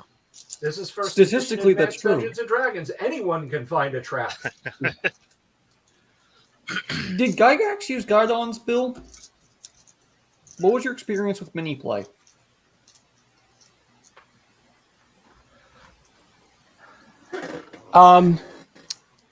When Gary played miniature games, he played miniature games. When Gary role played, he rarely used miniatures after a certain point. Understand in the Dungeons and Dragons days, they were still very much breaking out the Elastilins and Airfix and whatnot like that. But I never played an RPG with Gary where miniatures were the rule of the day. The second to last time I saw Gary, he was going to let me borrow his Dwarven Forge to use at a game in Lake Geneva, but it did not come to pass. I know he very much liked Dwarven Forge. This is back in the resin days, the heavy, chunky stuff, not the lighter weight ABS stuff that they have today. But I don't know that he ever got an elaborate tabletop setup like what I'm showing you viewers tonight. Word. I tell you what, if you missed it, go back about 15, 20 episodes, thereabouts. I'll have to go back and look.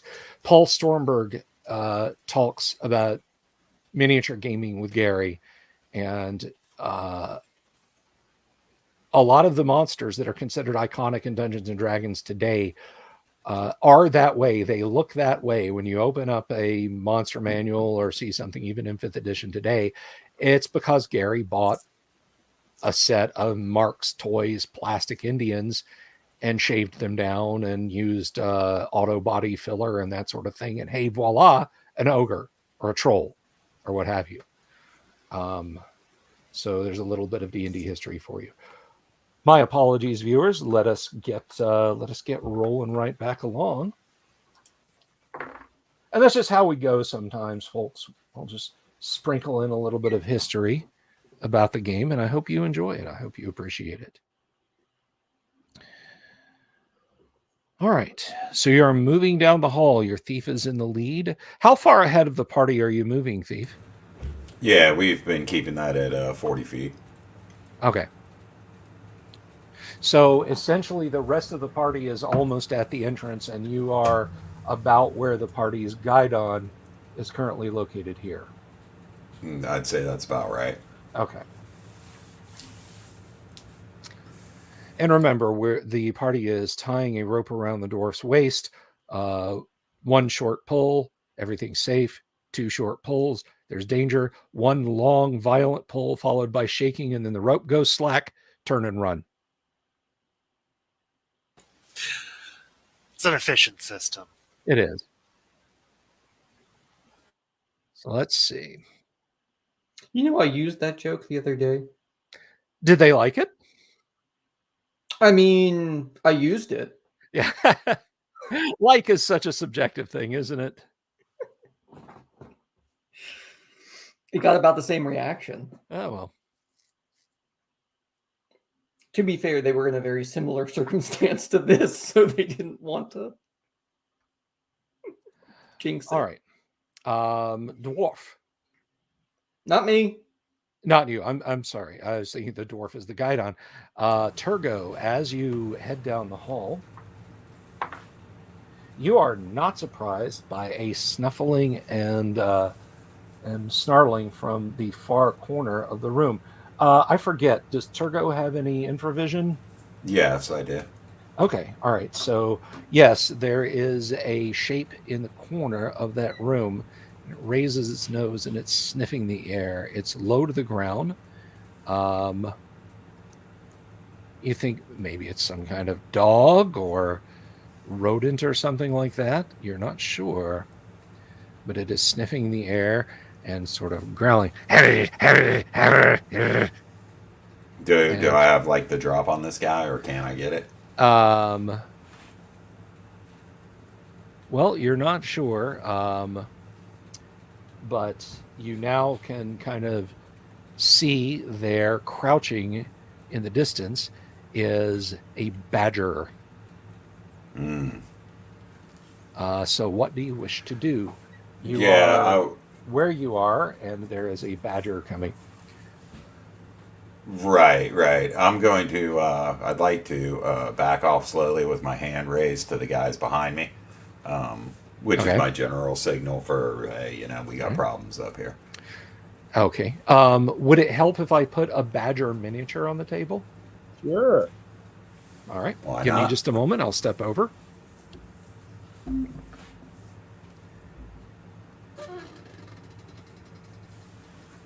That's one thing I wish I owned more of, I think, was animal minis.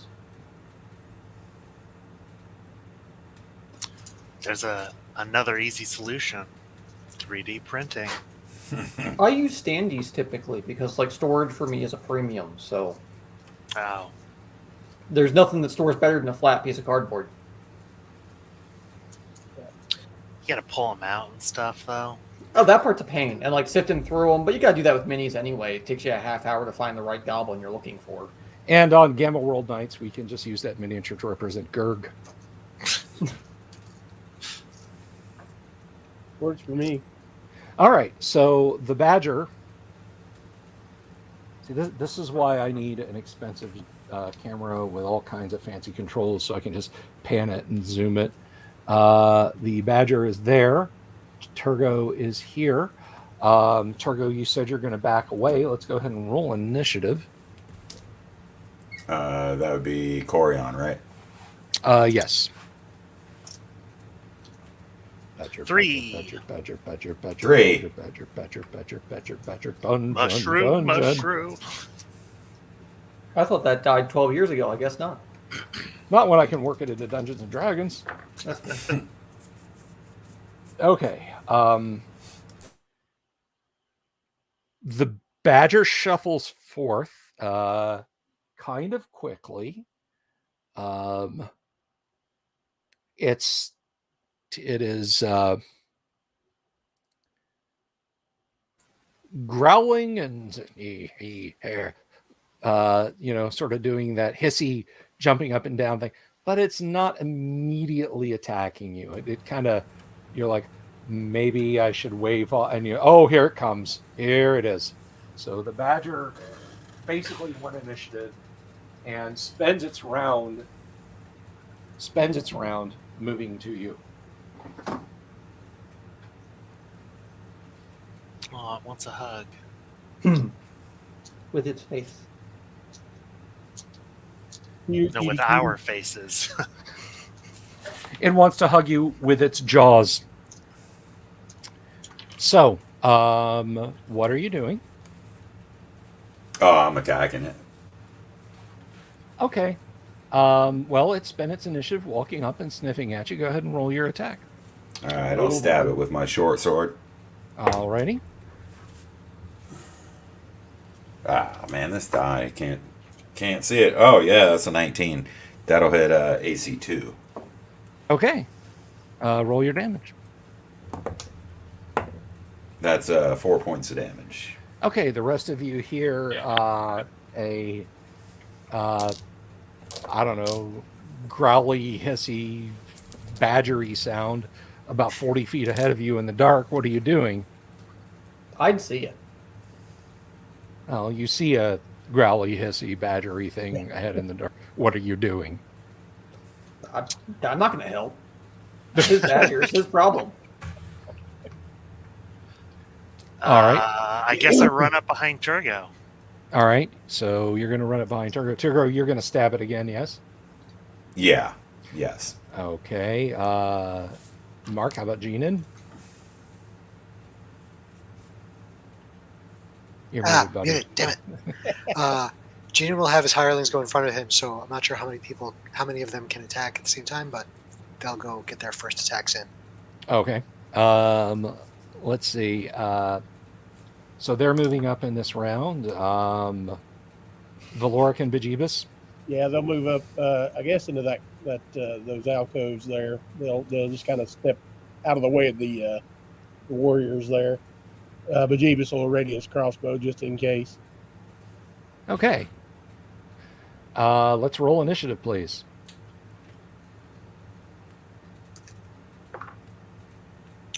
Me again, or who? Oh, I think it's my yeah, go. average. Go ahead. Yeah, it's cock. 5. All right. Okay, it is a tie, but the Badger having natural weapons goes first. What is Turgo's armor class, please? That's a 6. Okay.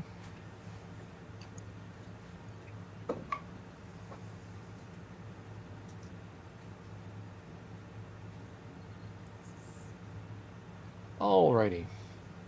Hit. Hit. Hit. The Badger leaps up off the floor with a screech and latches on to your chest, biting and clawing. You take 2 points. Let's see. 2 points and 12. 27. 3 points. All right. So, yes, you take 7 points 7. of damage. Yes. So, Turgo staggers backward. The thing has latched onto him and is ripping and clawing and biting. And now None of you see speak why- Badger, but if you did, you could hear it very clearly saying, "Rip and tear until it is done. You are huge, therefore you must have huge guts."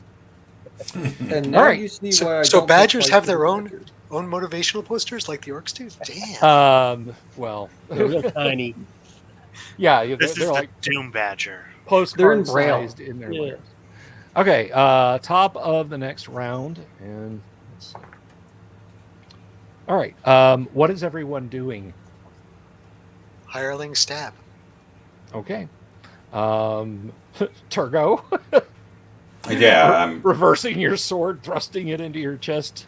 I'm gonna stab it. Oh yeah, I mean, Okay, stab it from the side. Is it actually like grappling me? no, it it's latched just- onto you for a second and clawed. Right, you right. dead. That's what I figured. Okay. Yeah, I'll try to stab it.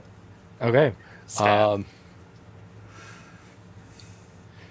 Now to have you step into a pit trap that opens into a latrine and just finish your day. Oh God, it's in my raccoon bites. The giant rats are coming back. Mark, roll initiative for us. I know what the Badger is about to do. 5. 2. You guys may attack it first. How many of my hirelings can get around it to attack? Well, All 3 of them? they're basically striking at the same space that Turgo is, so it's 3 across. Yeah. Okay.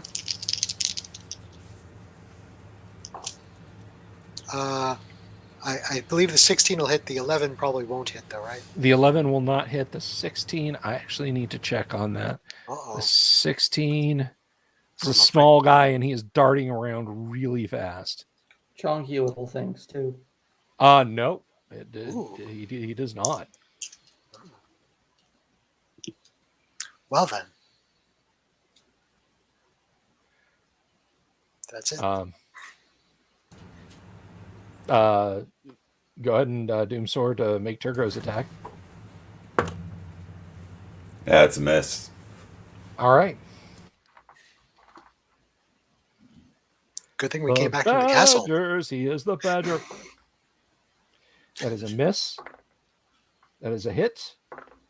And that is a hit. So it claws you and bites you. You take 2 points and 1 point. So you take 3 more points of damage. Yeah, badgers are like the third scariest like animal in D&D. Turgo, you were saying something. But you're muted. Muted. Sorry. Yeah, I've got 1 left. Awesome. I had 11, so I've lost 10. In the words of Jacques Clouseau, natinima. All right, party counterattack. Can Valoric reach Turgo? You're going to try and cure light wounds? Yeah. Yes. I mean, you're in the second rank. You can, reach up and lay on hand. Okay. Reach out. and Get touch back it. 7. 7? Yep. Thank you. Nice. Alrighty, group. Well, it's a new round. The Badger is still there, and it's still pissed off. What's everybody going to do? Geenan's going to move up because it seems like none of y'all can hit this damn thing. So now he has to get involved. He's not Out of the way, out of the way. Alrighty.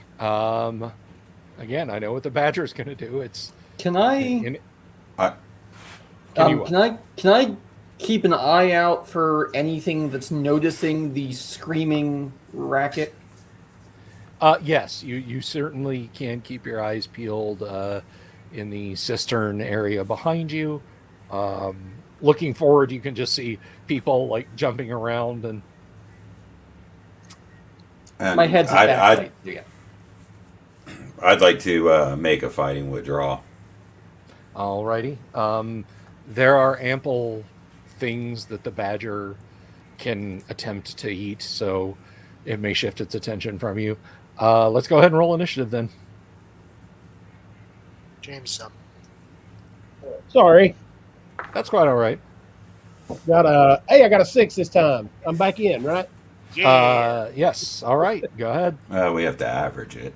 Make your attacks, guys. No, not that. Come on, he's right here. Do it. How many hit Yes. dice is it?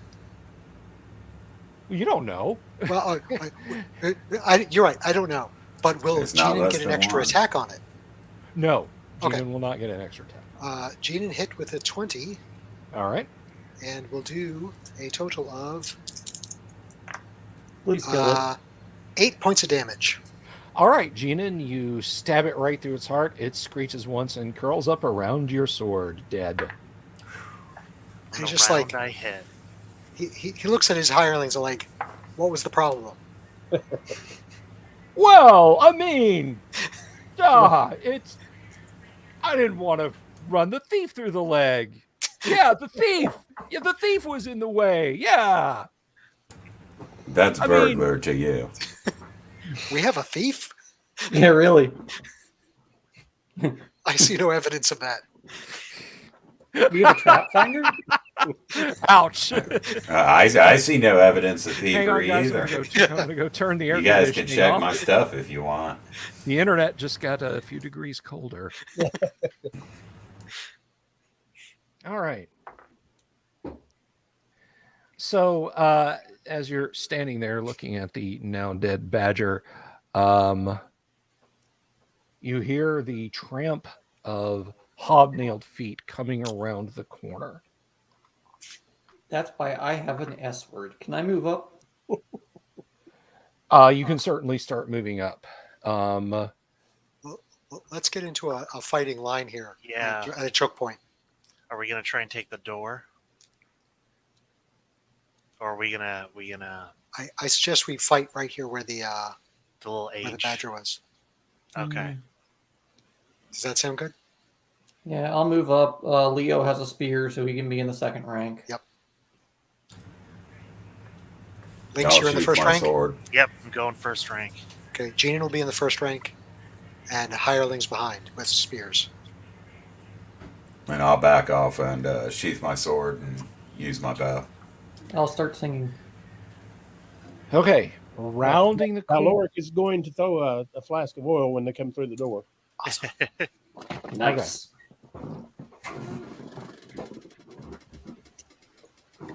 Oh, that's why we needed to go back to Greyhawk to buy a whole barrel of oil. I mean,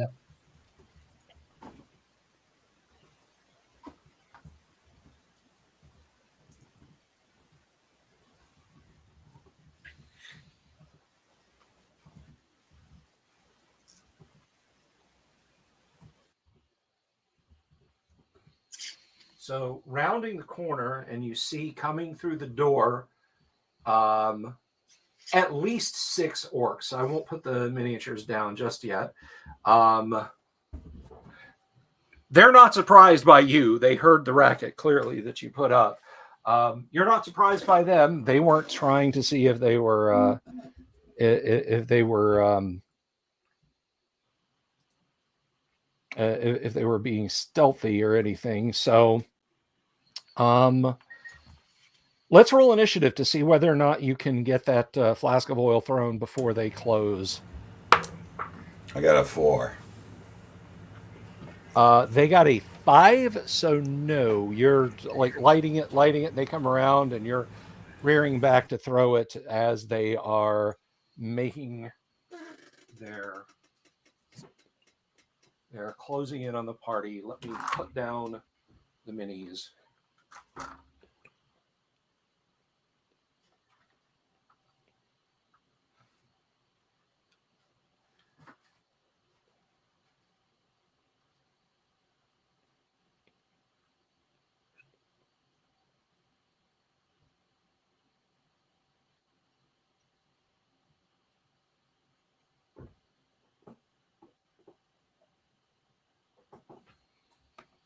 I mean, I can translate it right now, but sure.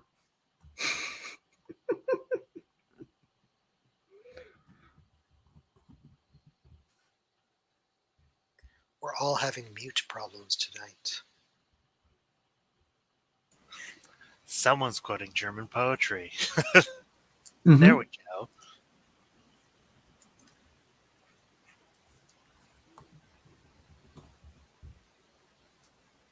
It's one of my favorite songs.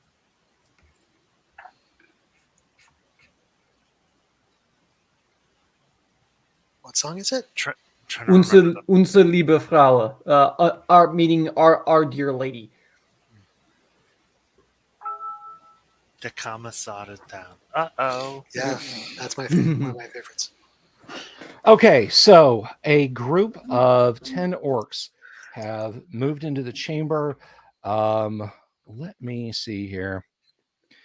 All right, let's see.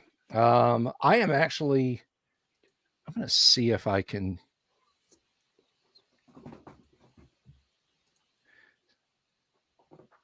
see if this will let me zoom in a little bit. So perhaps,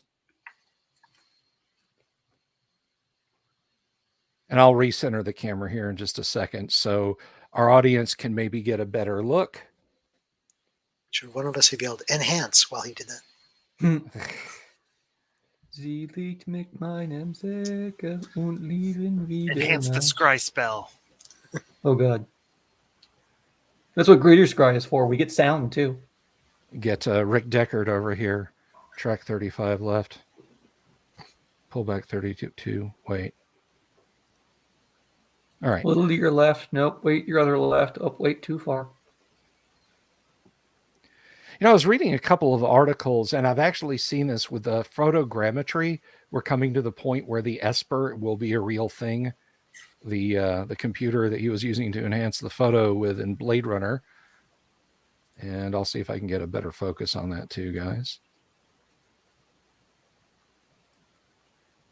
No, that is way worse. Hey, Brought to Going you too in far. glaucoma vision. it's me without my glasses right there. That is as focused as that gets. And we're fighting orcs, you said? You are fighting orcs, yes, sir. I was too busy singing old dead German music. And just so we're all clear, we've got a line of Genin, Lynx, and Sir Average front line, and Genin's hirelings behind with spears. Okay. Mine too. Alrighty. It's the top of the round. Just so we're clear, James, are you still hurling flaming oil into this? Is there any way I can get it over our guys without any chance of hitting them? I mean, you can try. Then no.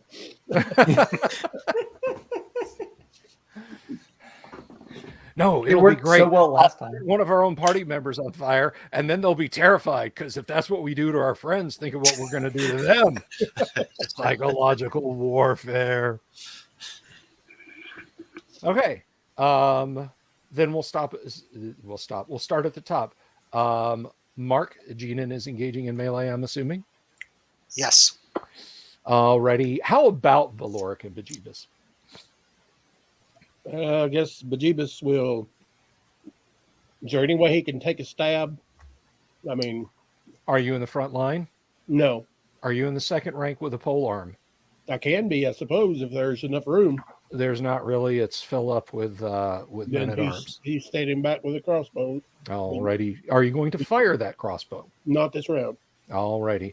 How about Turgo, Doomsword?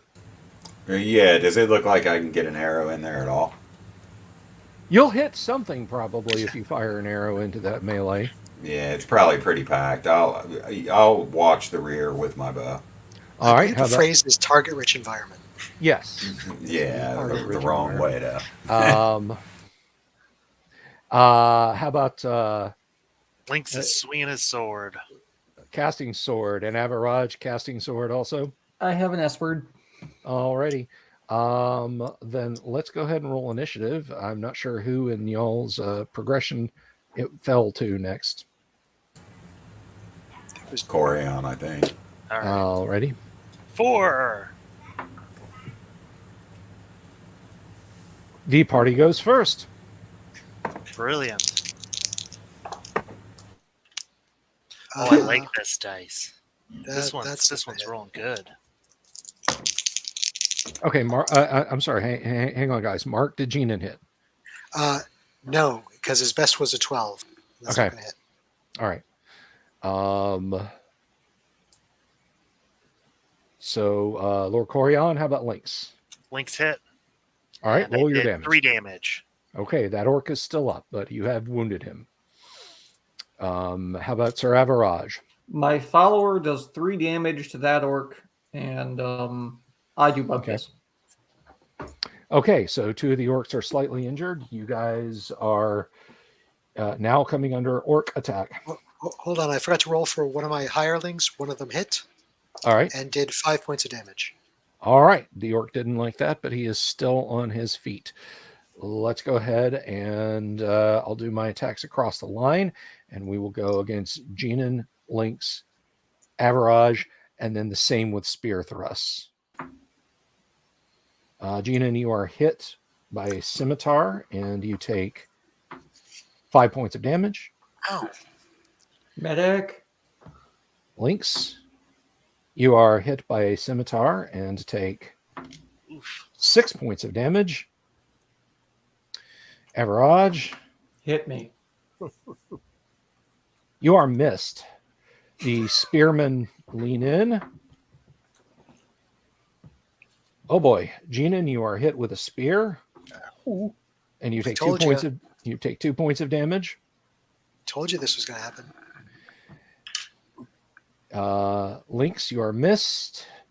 Average, you are missed. Geenan crumples to the floor. All right. He's at 0. Exactly. So you are unconscious. You are not bleeding out. This is house ruling, by the way, for those of you listening along at home and are like, wait, he should be bleeding to death. At exactly 0, characters are unconscious but not bleeding out and can be bandaged and brought back up and gotten into the fight. -1 or beyond, and that's not the case. But so Geenan crumples to the floor with a cry of pain. The orcs, a ragged Bronx cheer goes up from the orcs, and they are emboldened by your losses, and they're chanting in Orcish, "Kill the men, kill the elves, take their gold for ourselves." It's a standard orc thing, you know. Comes in a pamphlet. Some of them got it tattooed on their arm. Kill the men, kill the elves, take their gold for... Oh, there's a mole there. Oh.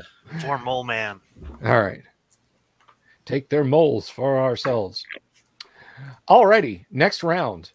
Geenan's going to lie on the floor and dream of home. Valoric and Bejeebus. Valoric's going to try to grab Geenan and drag him back behind the lines to heal him, and Bejeebus will, I guess, are one of the men-at-arms going to stand up? Fill the gap. Yeah. Fill the gap, Mr. Caster. He'll step up in the men-at-arms spot and Useless wizard. try to stab with his longsword. Alrighty. How about Turgo? You going to take that shot? I'm there now. Go Not, ahead. not yet. I'll watch. Can't get any worse for Geenan. Go for it. Lynx? Yeah, but somebody's in his place now. I'll try and pick up Geenan's slack, swing my sword. All right. And Average, you're going to try and make more half-orcs. Indeed. Do you think Genian would be opposed to me putting a drag strap on his armor?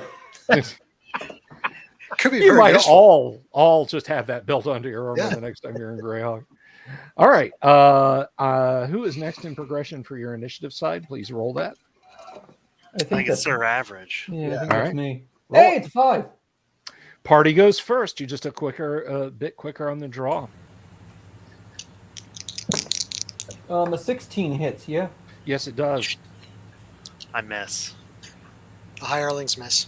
Okay. My hirelings, that is. 15 for a first level fighter. 15 fighter 1. I am almost certain that will hit, but let us Armor- double check I'm that. a class 6, I think. Yes, that will hit. All right. Ooh, 8 points. Okay, you drop that orc. You drop him like he's hot. I do 8 to 1. My follower does 2 to another. All right, your follower does not slay one, but Average does. It's going to be funny when we wrap this up in a couple of years and Average is like 25th level. It's just not living down to his name at all. I'm a dwarf. I have level caps. I know. Never mind. I know it's AD&D. I have to throw level caps in your face. They're stupid. They're not. And They're stupid. no, they're not.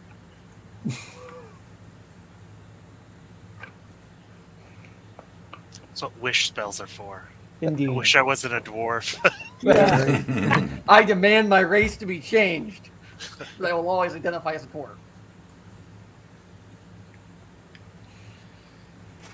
Okay, the orcs aren't too broken up about their losses. They're filling up their ranks quite nicely. Thank you, Tunkatod. Thank you. Tunkatod loves this. I do too.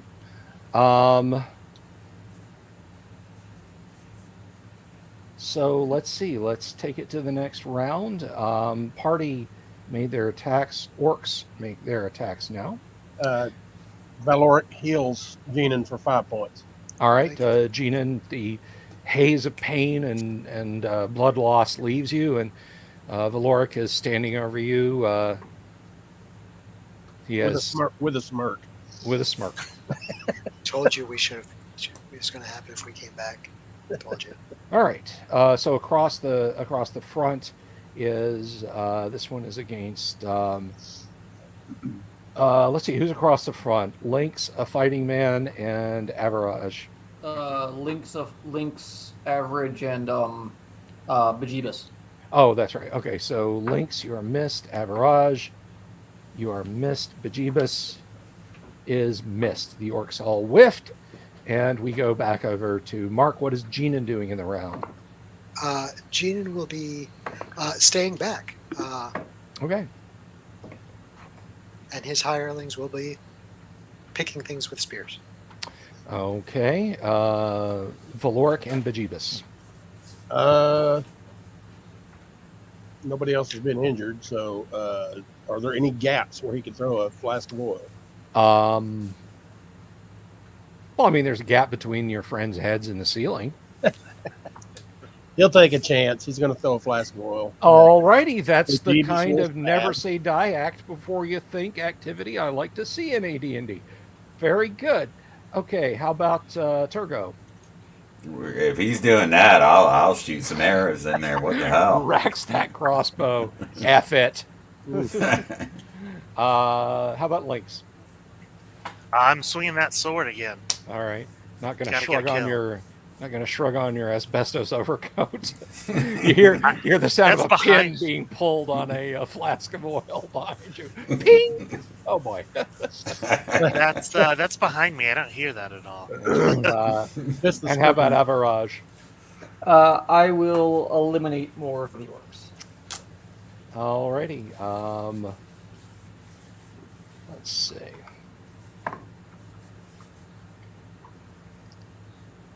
I'm not sure. I think it's James. Roll initiative, please, for the side. 5. 5, a mighty 5, Hey, if we all keep changing, it'll all stay the same. mightier than my 3. Make your attacks. Missile fire first. I've got 16 a, he will. A Right. 16. Oh, so close. That hits an orc though. Yes. Roll 2d6. Got 8 points. Oh, wow. That orc goes down screaming. It is the orc directly in the middle. You made those baby back. All right. So that orc is on fire and dying. Crossbow bolt. I've got a short bow. Short bow bolt. Yeah, that first shot's a miss. Okay. Party, Melee? make your melee attacks. Oh, a That's- 20 with Bejeebus. That will hit. 14 damage to someone. 7. That will destroy an orc. One of my hirelings does 4 points to an orc. That orc had already been skint up, so that orc is down. And Bejeebus got 7 on his attack. That will slay another orc. So Gonna get that some is weighted 1, dice. 2, 3 orcs in this round you've slain. I will remove them from the front rank.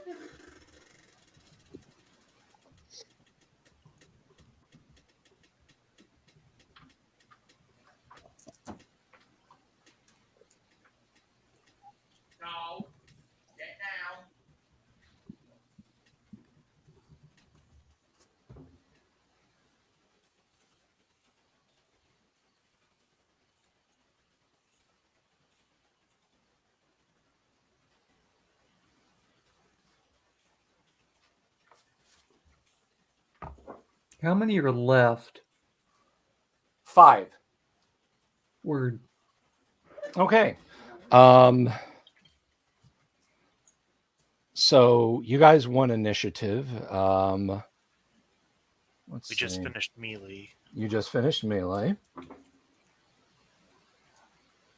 And those of you who are on the front rank can take a shot at the retreating orcs at +4. Awesome. The guys with spears can't reach? That depends. Let's roll initiative. The Turgo. Dungeon. Oh, That's a 1. Okay. Well, the orcs are still fleeing, but only the front rank gets to attack them. The spearmen can't. They have that much of an initiative step on you. 14 damage to one guy. Okay. 1 down. Hey, I got 6 damage to somebody. That's 2 down. 2 on Yes. for Bejeebus. Okay. Another add to my kill count. I wish crits were with me. Well, no, actually, I don't because that would suck for us, but still. Yeah, it's always a double-edged sword. It is. It's what I always like to tell my players. It's like, you want crits, I'll give you crits, but the enemy's good at 2. You want machine guns, I'll give you machine guns, but the enemy's good at 2. It does work the other way. If they want crit failures, though, I'll let the enemies have crit failures. Mm-hmm. Yes, there are some systems which are more granular. Crits, not crit, gets. Well, let's just say that I have not found a system with a ton of crits and critical failures and critical successes, good hits, bad misses, as they're called.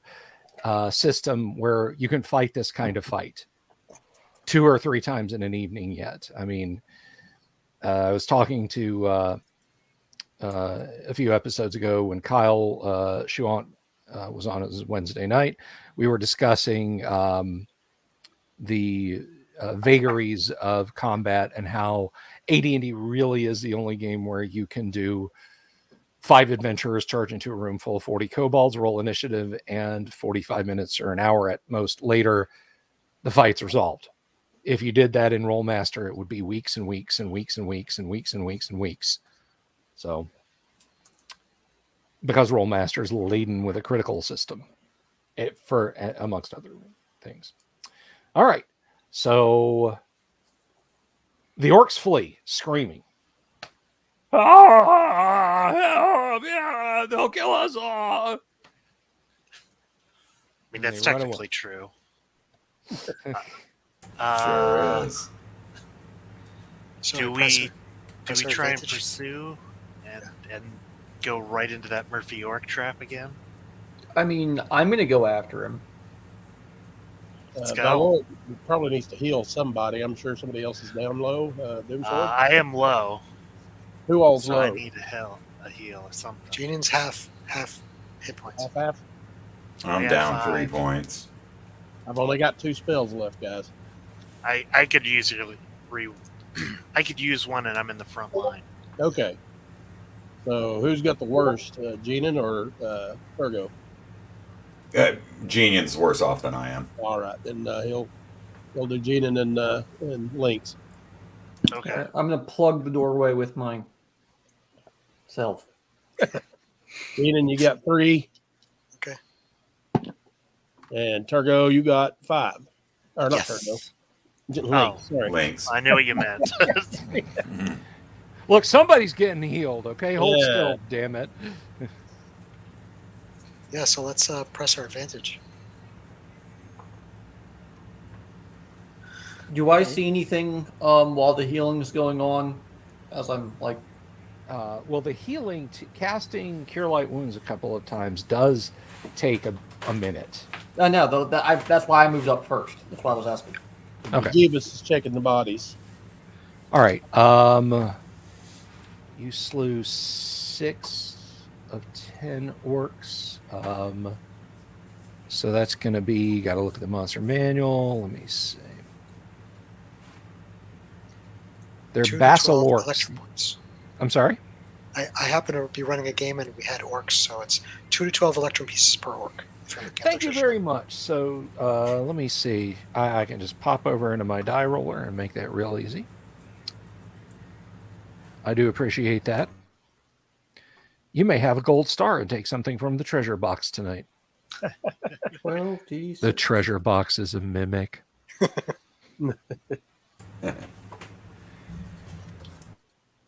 All right, so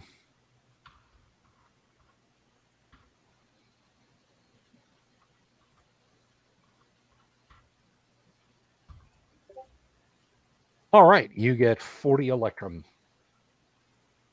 Beauty. 40 electrum. Awesome.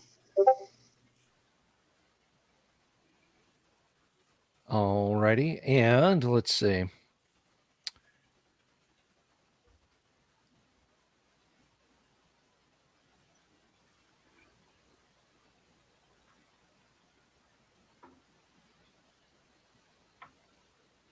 Now, you guys don't really need surprise for this.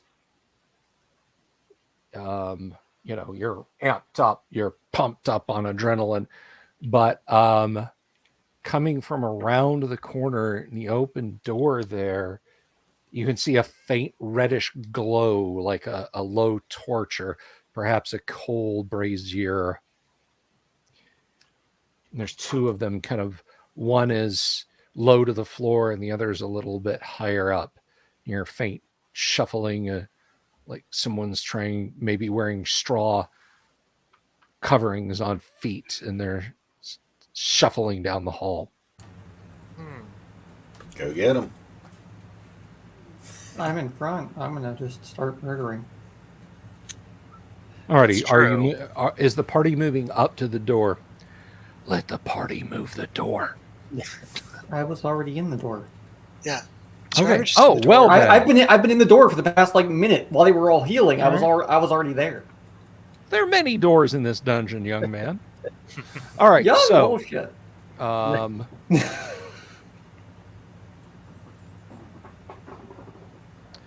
let's see. So, scuttling around the corner as you ready yourself there, crawling along the wall is a fire beetle. Crawling along the floor is a fire beetle. It's right around the corner that you see them. You're not surprised. The glow, it may is kind of hard to hide, and they're waving their antennae and scuttling towards you. The distance is very short. So roll initiative. What is the rest of the party doing? Links? Sorry, I heard my name. What? You're rolling initiative, I think. Oh, I'm going to fire arrows. Yeah, Gina wants us to keep at range, so If he can, he'll fire arrows. You're going to regret that I rolled a 1. Okay. All right, so 2 fire beetles trundle up to you, and with their pinchers are trying to make dwarf eaty parts. My armor class is 3. All righty. So armor class is 3. Let's see what is.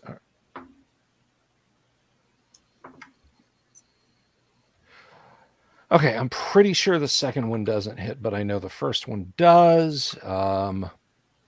Let me just double check on that second real quick. Mm-hmm. Ladies and gentlemen, the Beatles. They do 12 damage and kill me. The bite you, yeah. They have really big shoes. Really big shoe. Now we told him, you gotta calm down. The beetle bites you for, I think it's 2 to 8. Is it 2 to 8 or is it 2 to 2 to 8? All right. So 2d4s. Crunch, crunch. You take 6 points of damage. Ouch. From one or from both? From one. The other one missed you completely. Okay.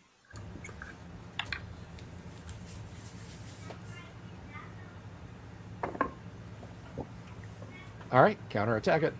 Can my follower get in with a spear? Never mind, that's a 2 for him. It's 20. I was like, can my follower get in with a spear? And I rolls a 2. Well, your follower would have been moving up anyway. So that's fair. Does a 23 hit?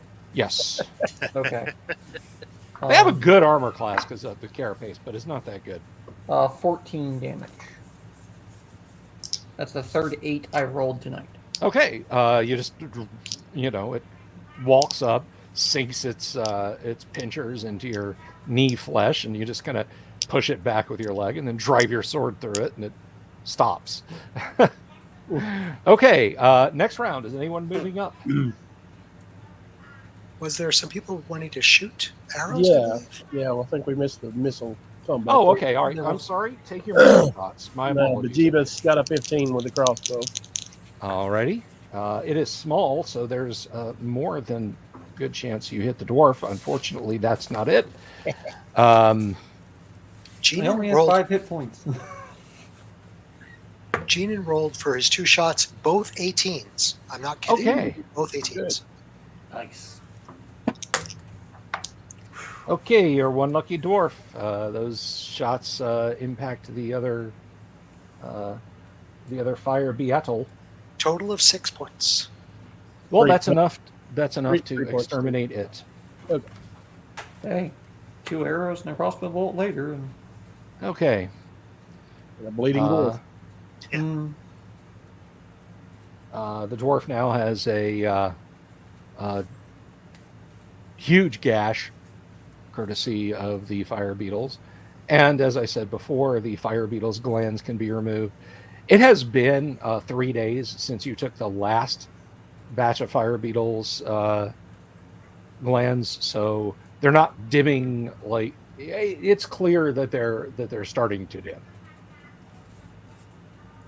Well, let's take more, I guess. All right, Yeah. you can get 6 here if you're careful. Okay.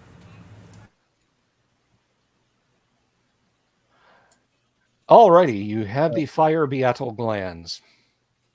Valor's going to try to just sort of bind up Sir Averaj's wound. Alrighty. Do we keep going? May as well. I think so. Okay. Yeah. Let's keep going then. Alrighty, so you're going around the corner. Let's have our scat extraordinaire go first. All right, I can do that. Unless we just want to march up in battle formation because we're expecting orcs. That's what I thought we were going to do, but I'm expecting more either way. violence. Yeah. I'll happily send the thief first. I figured just because it's been a few minutes, it might be Right. a good idea to double check if we're walking into an ambush or something.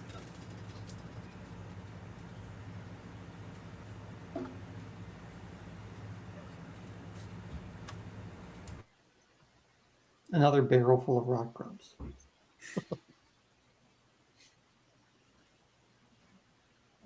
I should light a torch because I don't think I can use a fire beetle gland to burn rot grubs off me.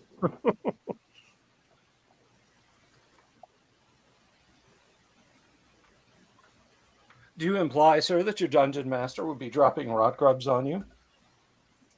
Imply he already did. All right. So you come to the nexus of portals and hallways and such here. Whither will thou goest? Right. So we haven't been to this southern side, right?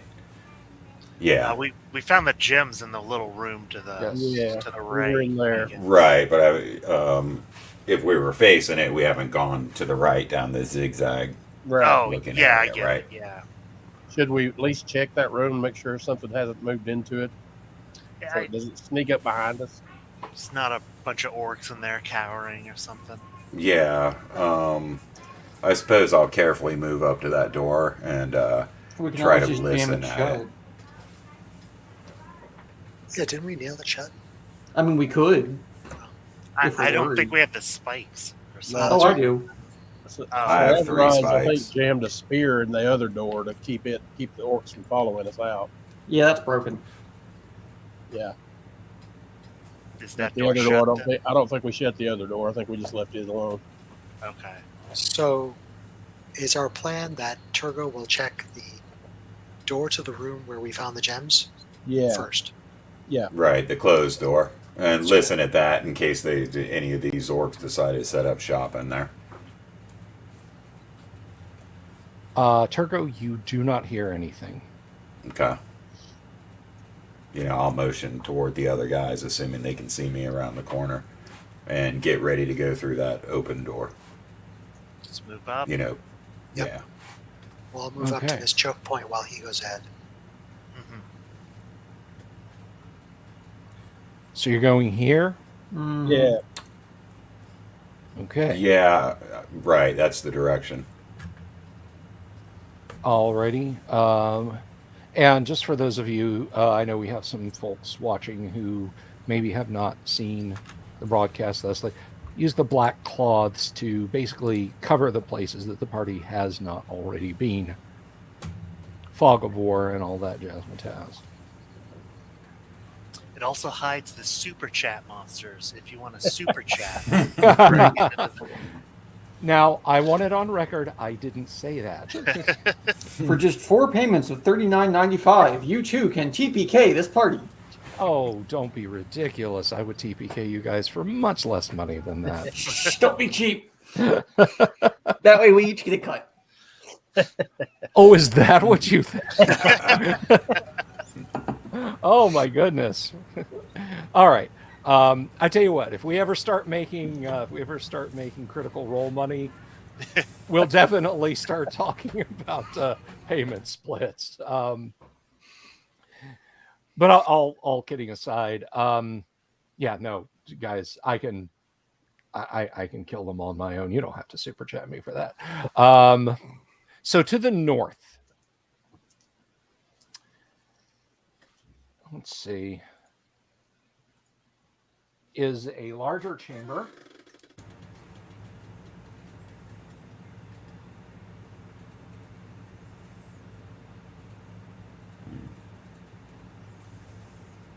With a great big hole in the wall. Yeah. So the hole in the wall is not a passage to the void. Rather, it is a very long corridor, which I would basically run off the table if I built it out. So there is a long passageway leading east, and the room continues on to the north into the shadows. Let's see how far. Can Bajiba see anything moving around in those shadows with his vision? Or is it ruined by the torches?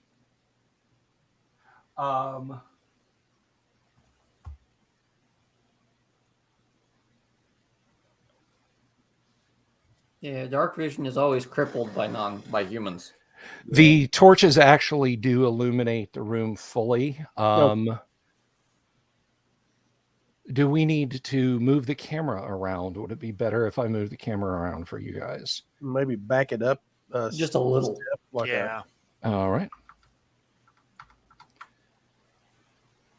So zoom it out is what you're saying. Yeah. Take Yeah, a one little second. less soon. We should be good. Yeah, right there. That'll do. Oh, Yeah, perfect. There we go. yeah. It's, sliders a little janky. Thank you again, OBS. But yes, that is the room. Now on this wall, because thank you again for the camera angle, where the pointer is, there is actually a door in the middle of the wall. Oh, okay. Okay. Okay. Any enemies here? No, there are not. Any signs of life? Bedrolls, piss pots? There are a few knocked over tables here. There are some tables that are standing, dirty cup. There's a stale rind of a loaf of bread lying on the floor. There's dirty rushes on the floor. Just this looks like it was a common room.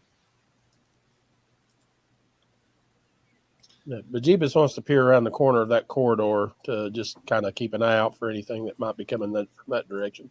Sure. And I'll move the guide on into the room. Well, I guess we first check the door and then check the hallway. Sure go.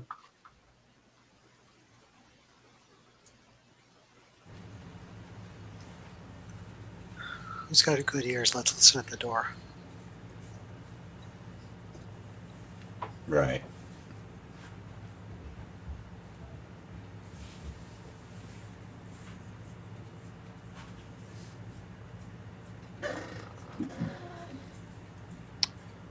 Alrighty, guys, what to do?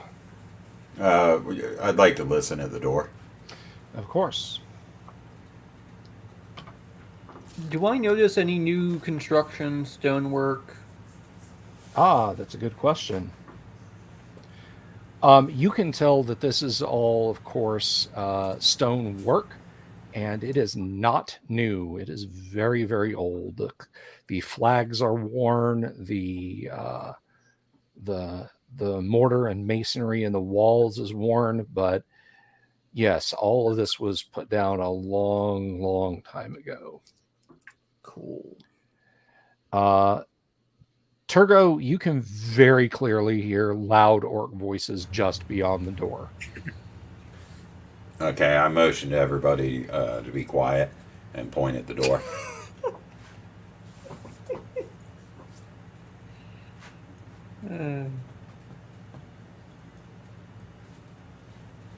So what are we going to do?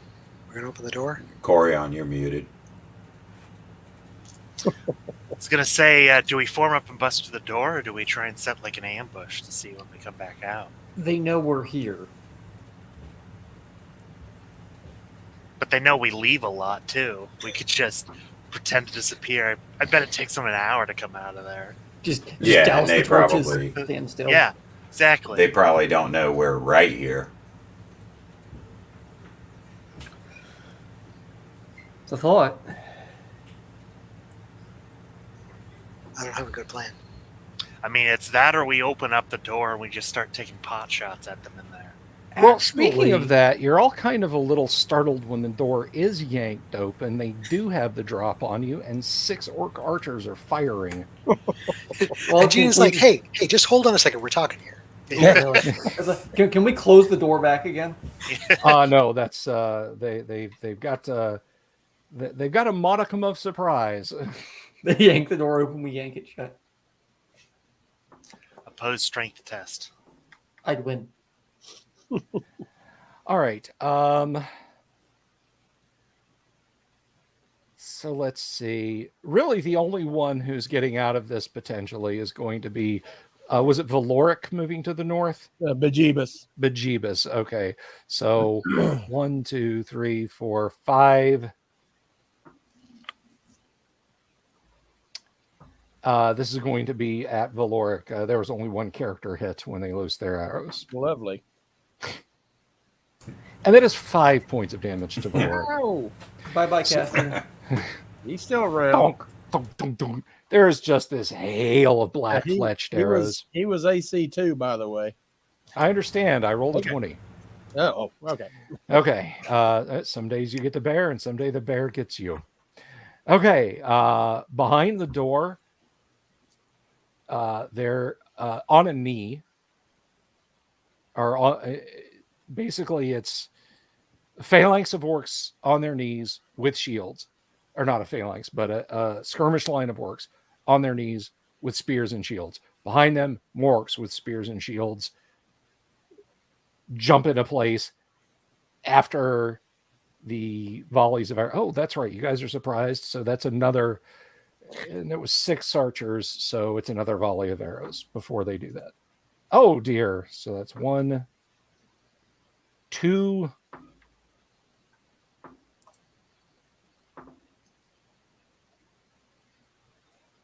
3, 4. All right, 4 hits. Gina, you are struck Damn. for 4.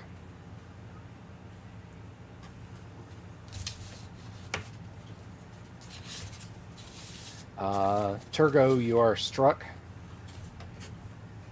for 2.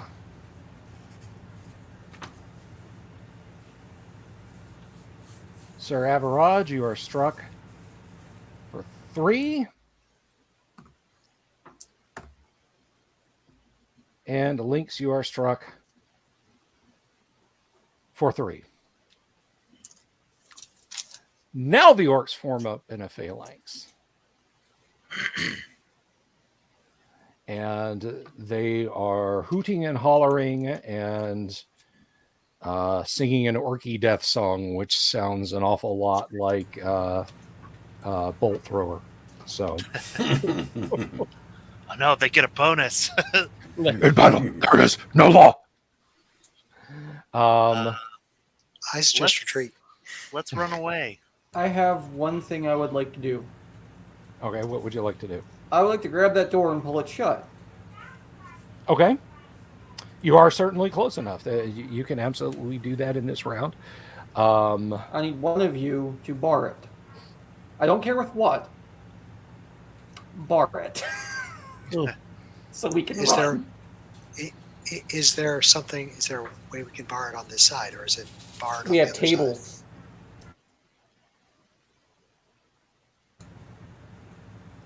Yeah, Geenan will. You said there were some tables or something. Geenan will grab a piece of debris, a large chunk.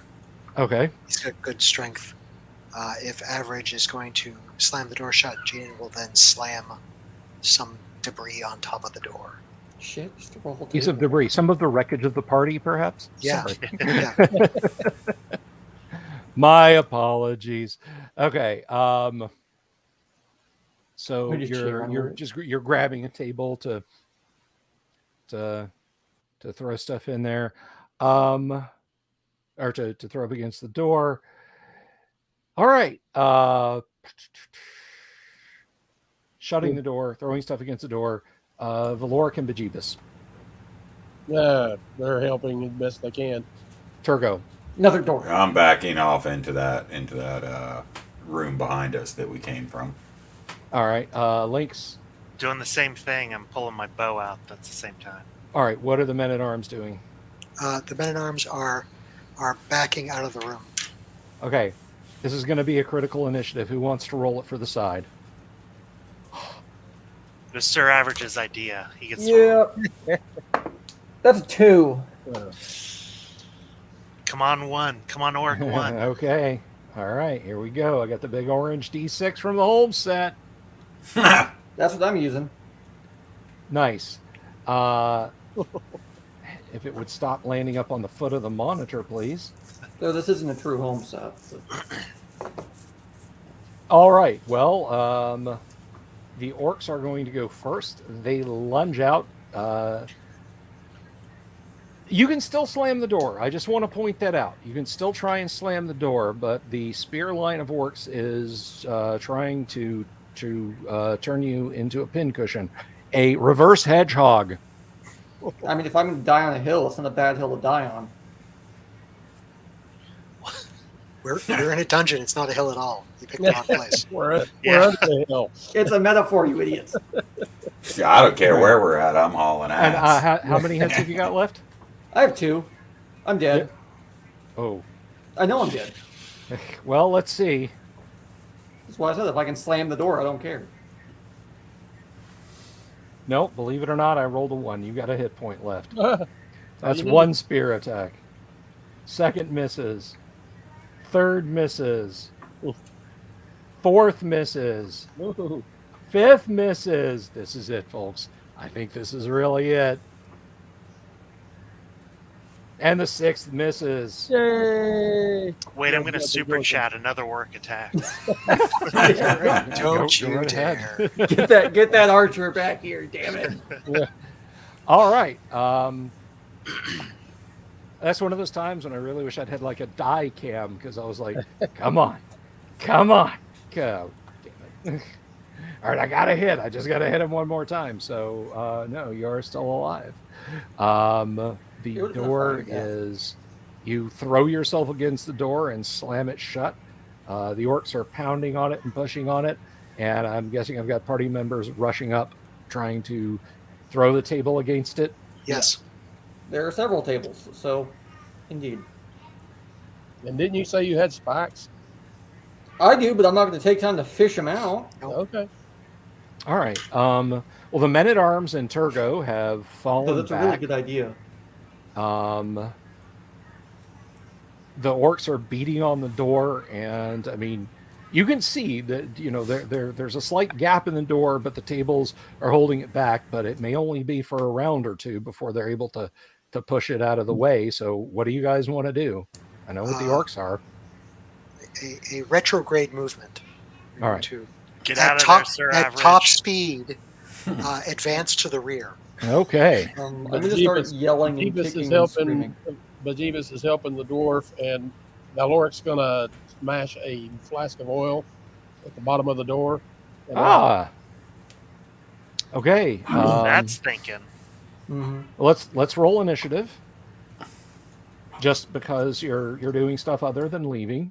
Is it Fine. my Not turn? me. I'll roll, but I'm running. Oh, okay. Go ahead. I rolled a 4. The orcs go first. They heave on that door. They manage to push it aside so that you got an orc. He's like he's It's like a cat under the bathroom door. yeah, just so he's Got an arm out. he's doing one of the can I get that yeah, he's like this. He's pushing his way in, and he's kind of bringing his spear around, trying to jab, and then he hears the flask of oil break. And he sort of stops and looks down. So you threw the flask. Are you lighting it and running it, or just So you're throwing it in this round, basically. The orcs won initiative, started to wedge through. You throw the flask, it shatters. But you're staying to light it. The rest of you are running. Is that my understanding? If I've got a torch, I'm just going to toss it and run, basically. Just drop it Okay. and run.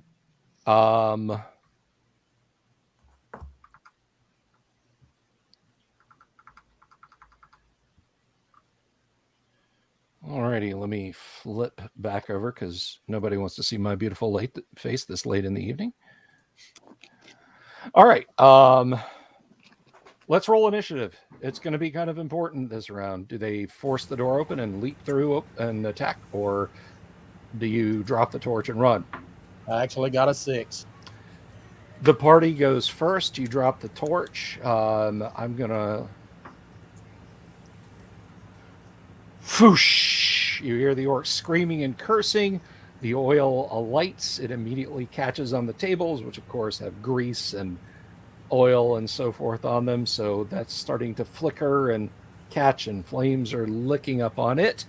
And you guys are leaving in a most expedient fashion, yes? Yes. And all the Correct. orcs died to suffocation. Smoke inhalation. Fire Again, in the Valora dungeon. kills all the major beasts. Dungeon fire is the cause of over 100,000 monster deaths per year. Please install fire extinguishers and smoke alarms in your dungeon. Don't become the next victim of zealous players.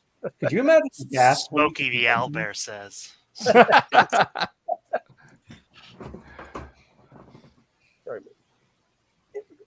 The druid who's memorized control plants. Only you can prevent forests. All right. So yeah. We got some treasure, and I guess we're leaving. But Yeah, you guys are Yeah, I ain't coming back here. not right now anyway, right? Okay, so you are as the kids say, booking it then, yes? Mhm. Yes. Turgo's Trucking. already out, and I'm right behind him. It's just one of those nights where you can't win because of random encounters. Not even stopping to grab onto the rope. You're just going to run up the rope. Just shoot.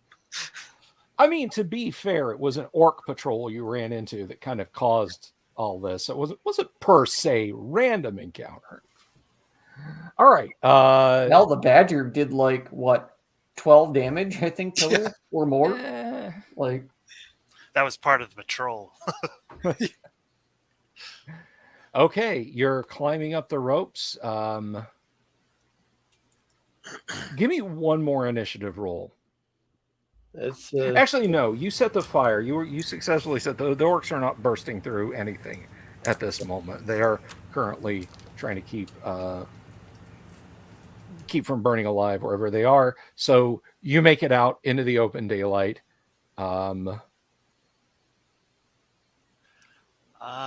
Back to the longhouse. yeah.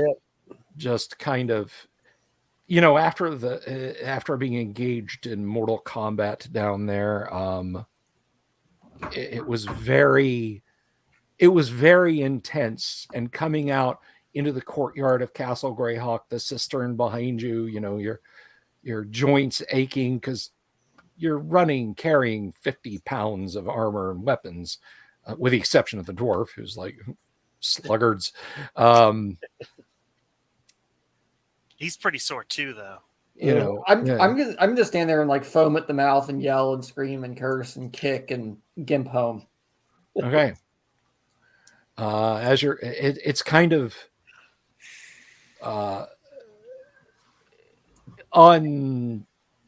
unseemly how 15 minutes ago, perhaps, if that, you were locked in mortal combat with the orcs, and now you're standing in the cold, clear light of day in the courtyard of Castle Greyhawk, and there's a light drizzle coming down, and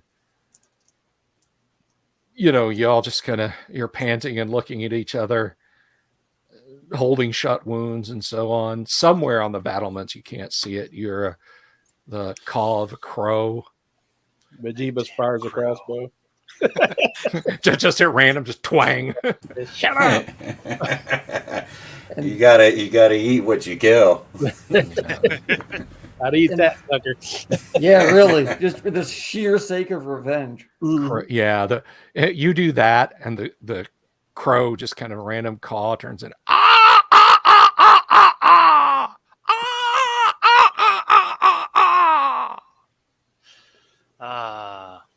Well, this is why I saved another bottle of whiskey. We're going to need that to sanitize our wounds from the rats. Oh, fuck that. I'm doing that to get drunk so I can forget this ever happened. Sanitizing. I'll sanitize my insides. Yes. Yeah. Well, do we heal up and go back in No. next week? But Good news. Good news. The cleric can rest for 4 hours, heal us. Yes. Tomorrow, heal us. Rest for 4 hours, heal us again. Yep. Because I'm at 1. All right. Do you want to? Let's see. You make it back to the longhouse without running into 7 to 12 swamp trolls. Hey. your man-at-arms you left behind is like, "Oh, did you forget something, my lord? My lord." So, yes, you have returned to the longhouse.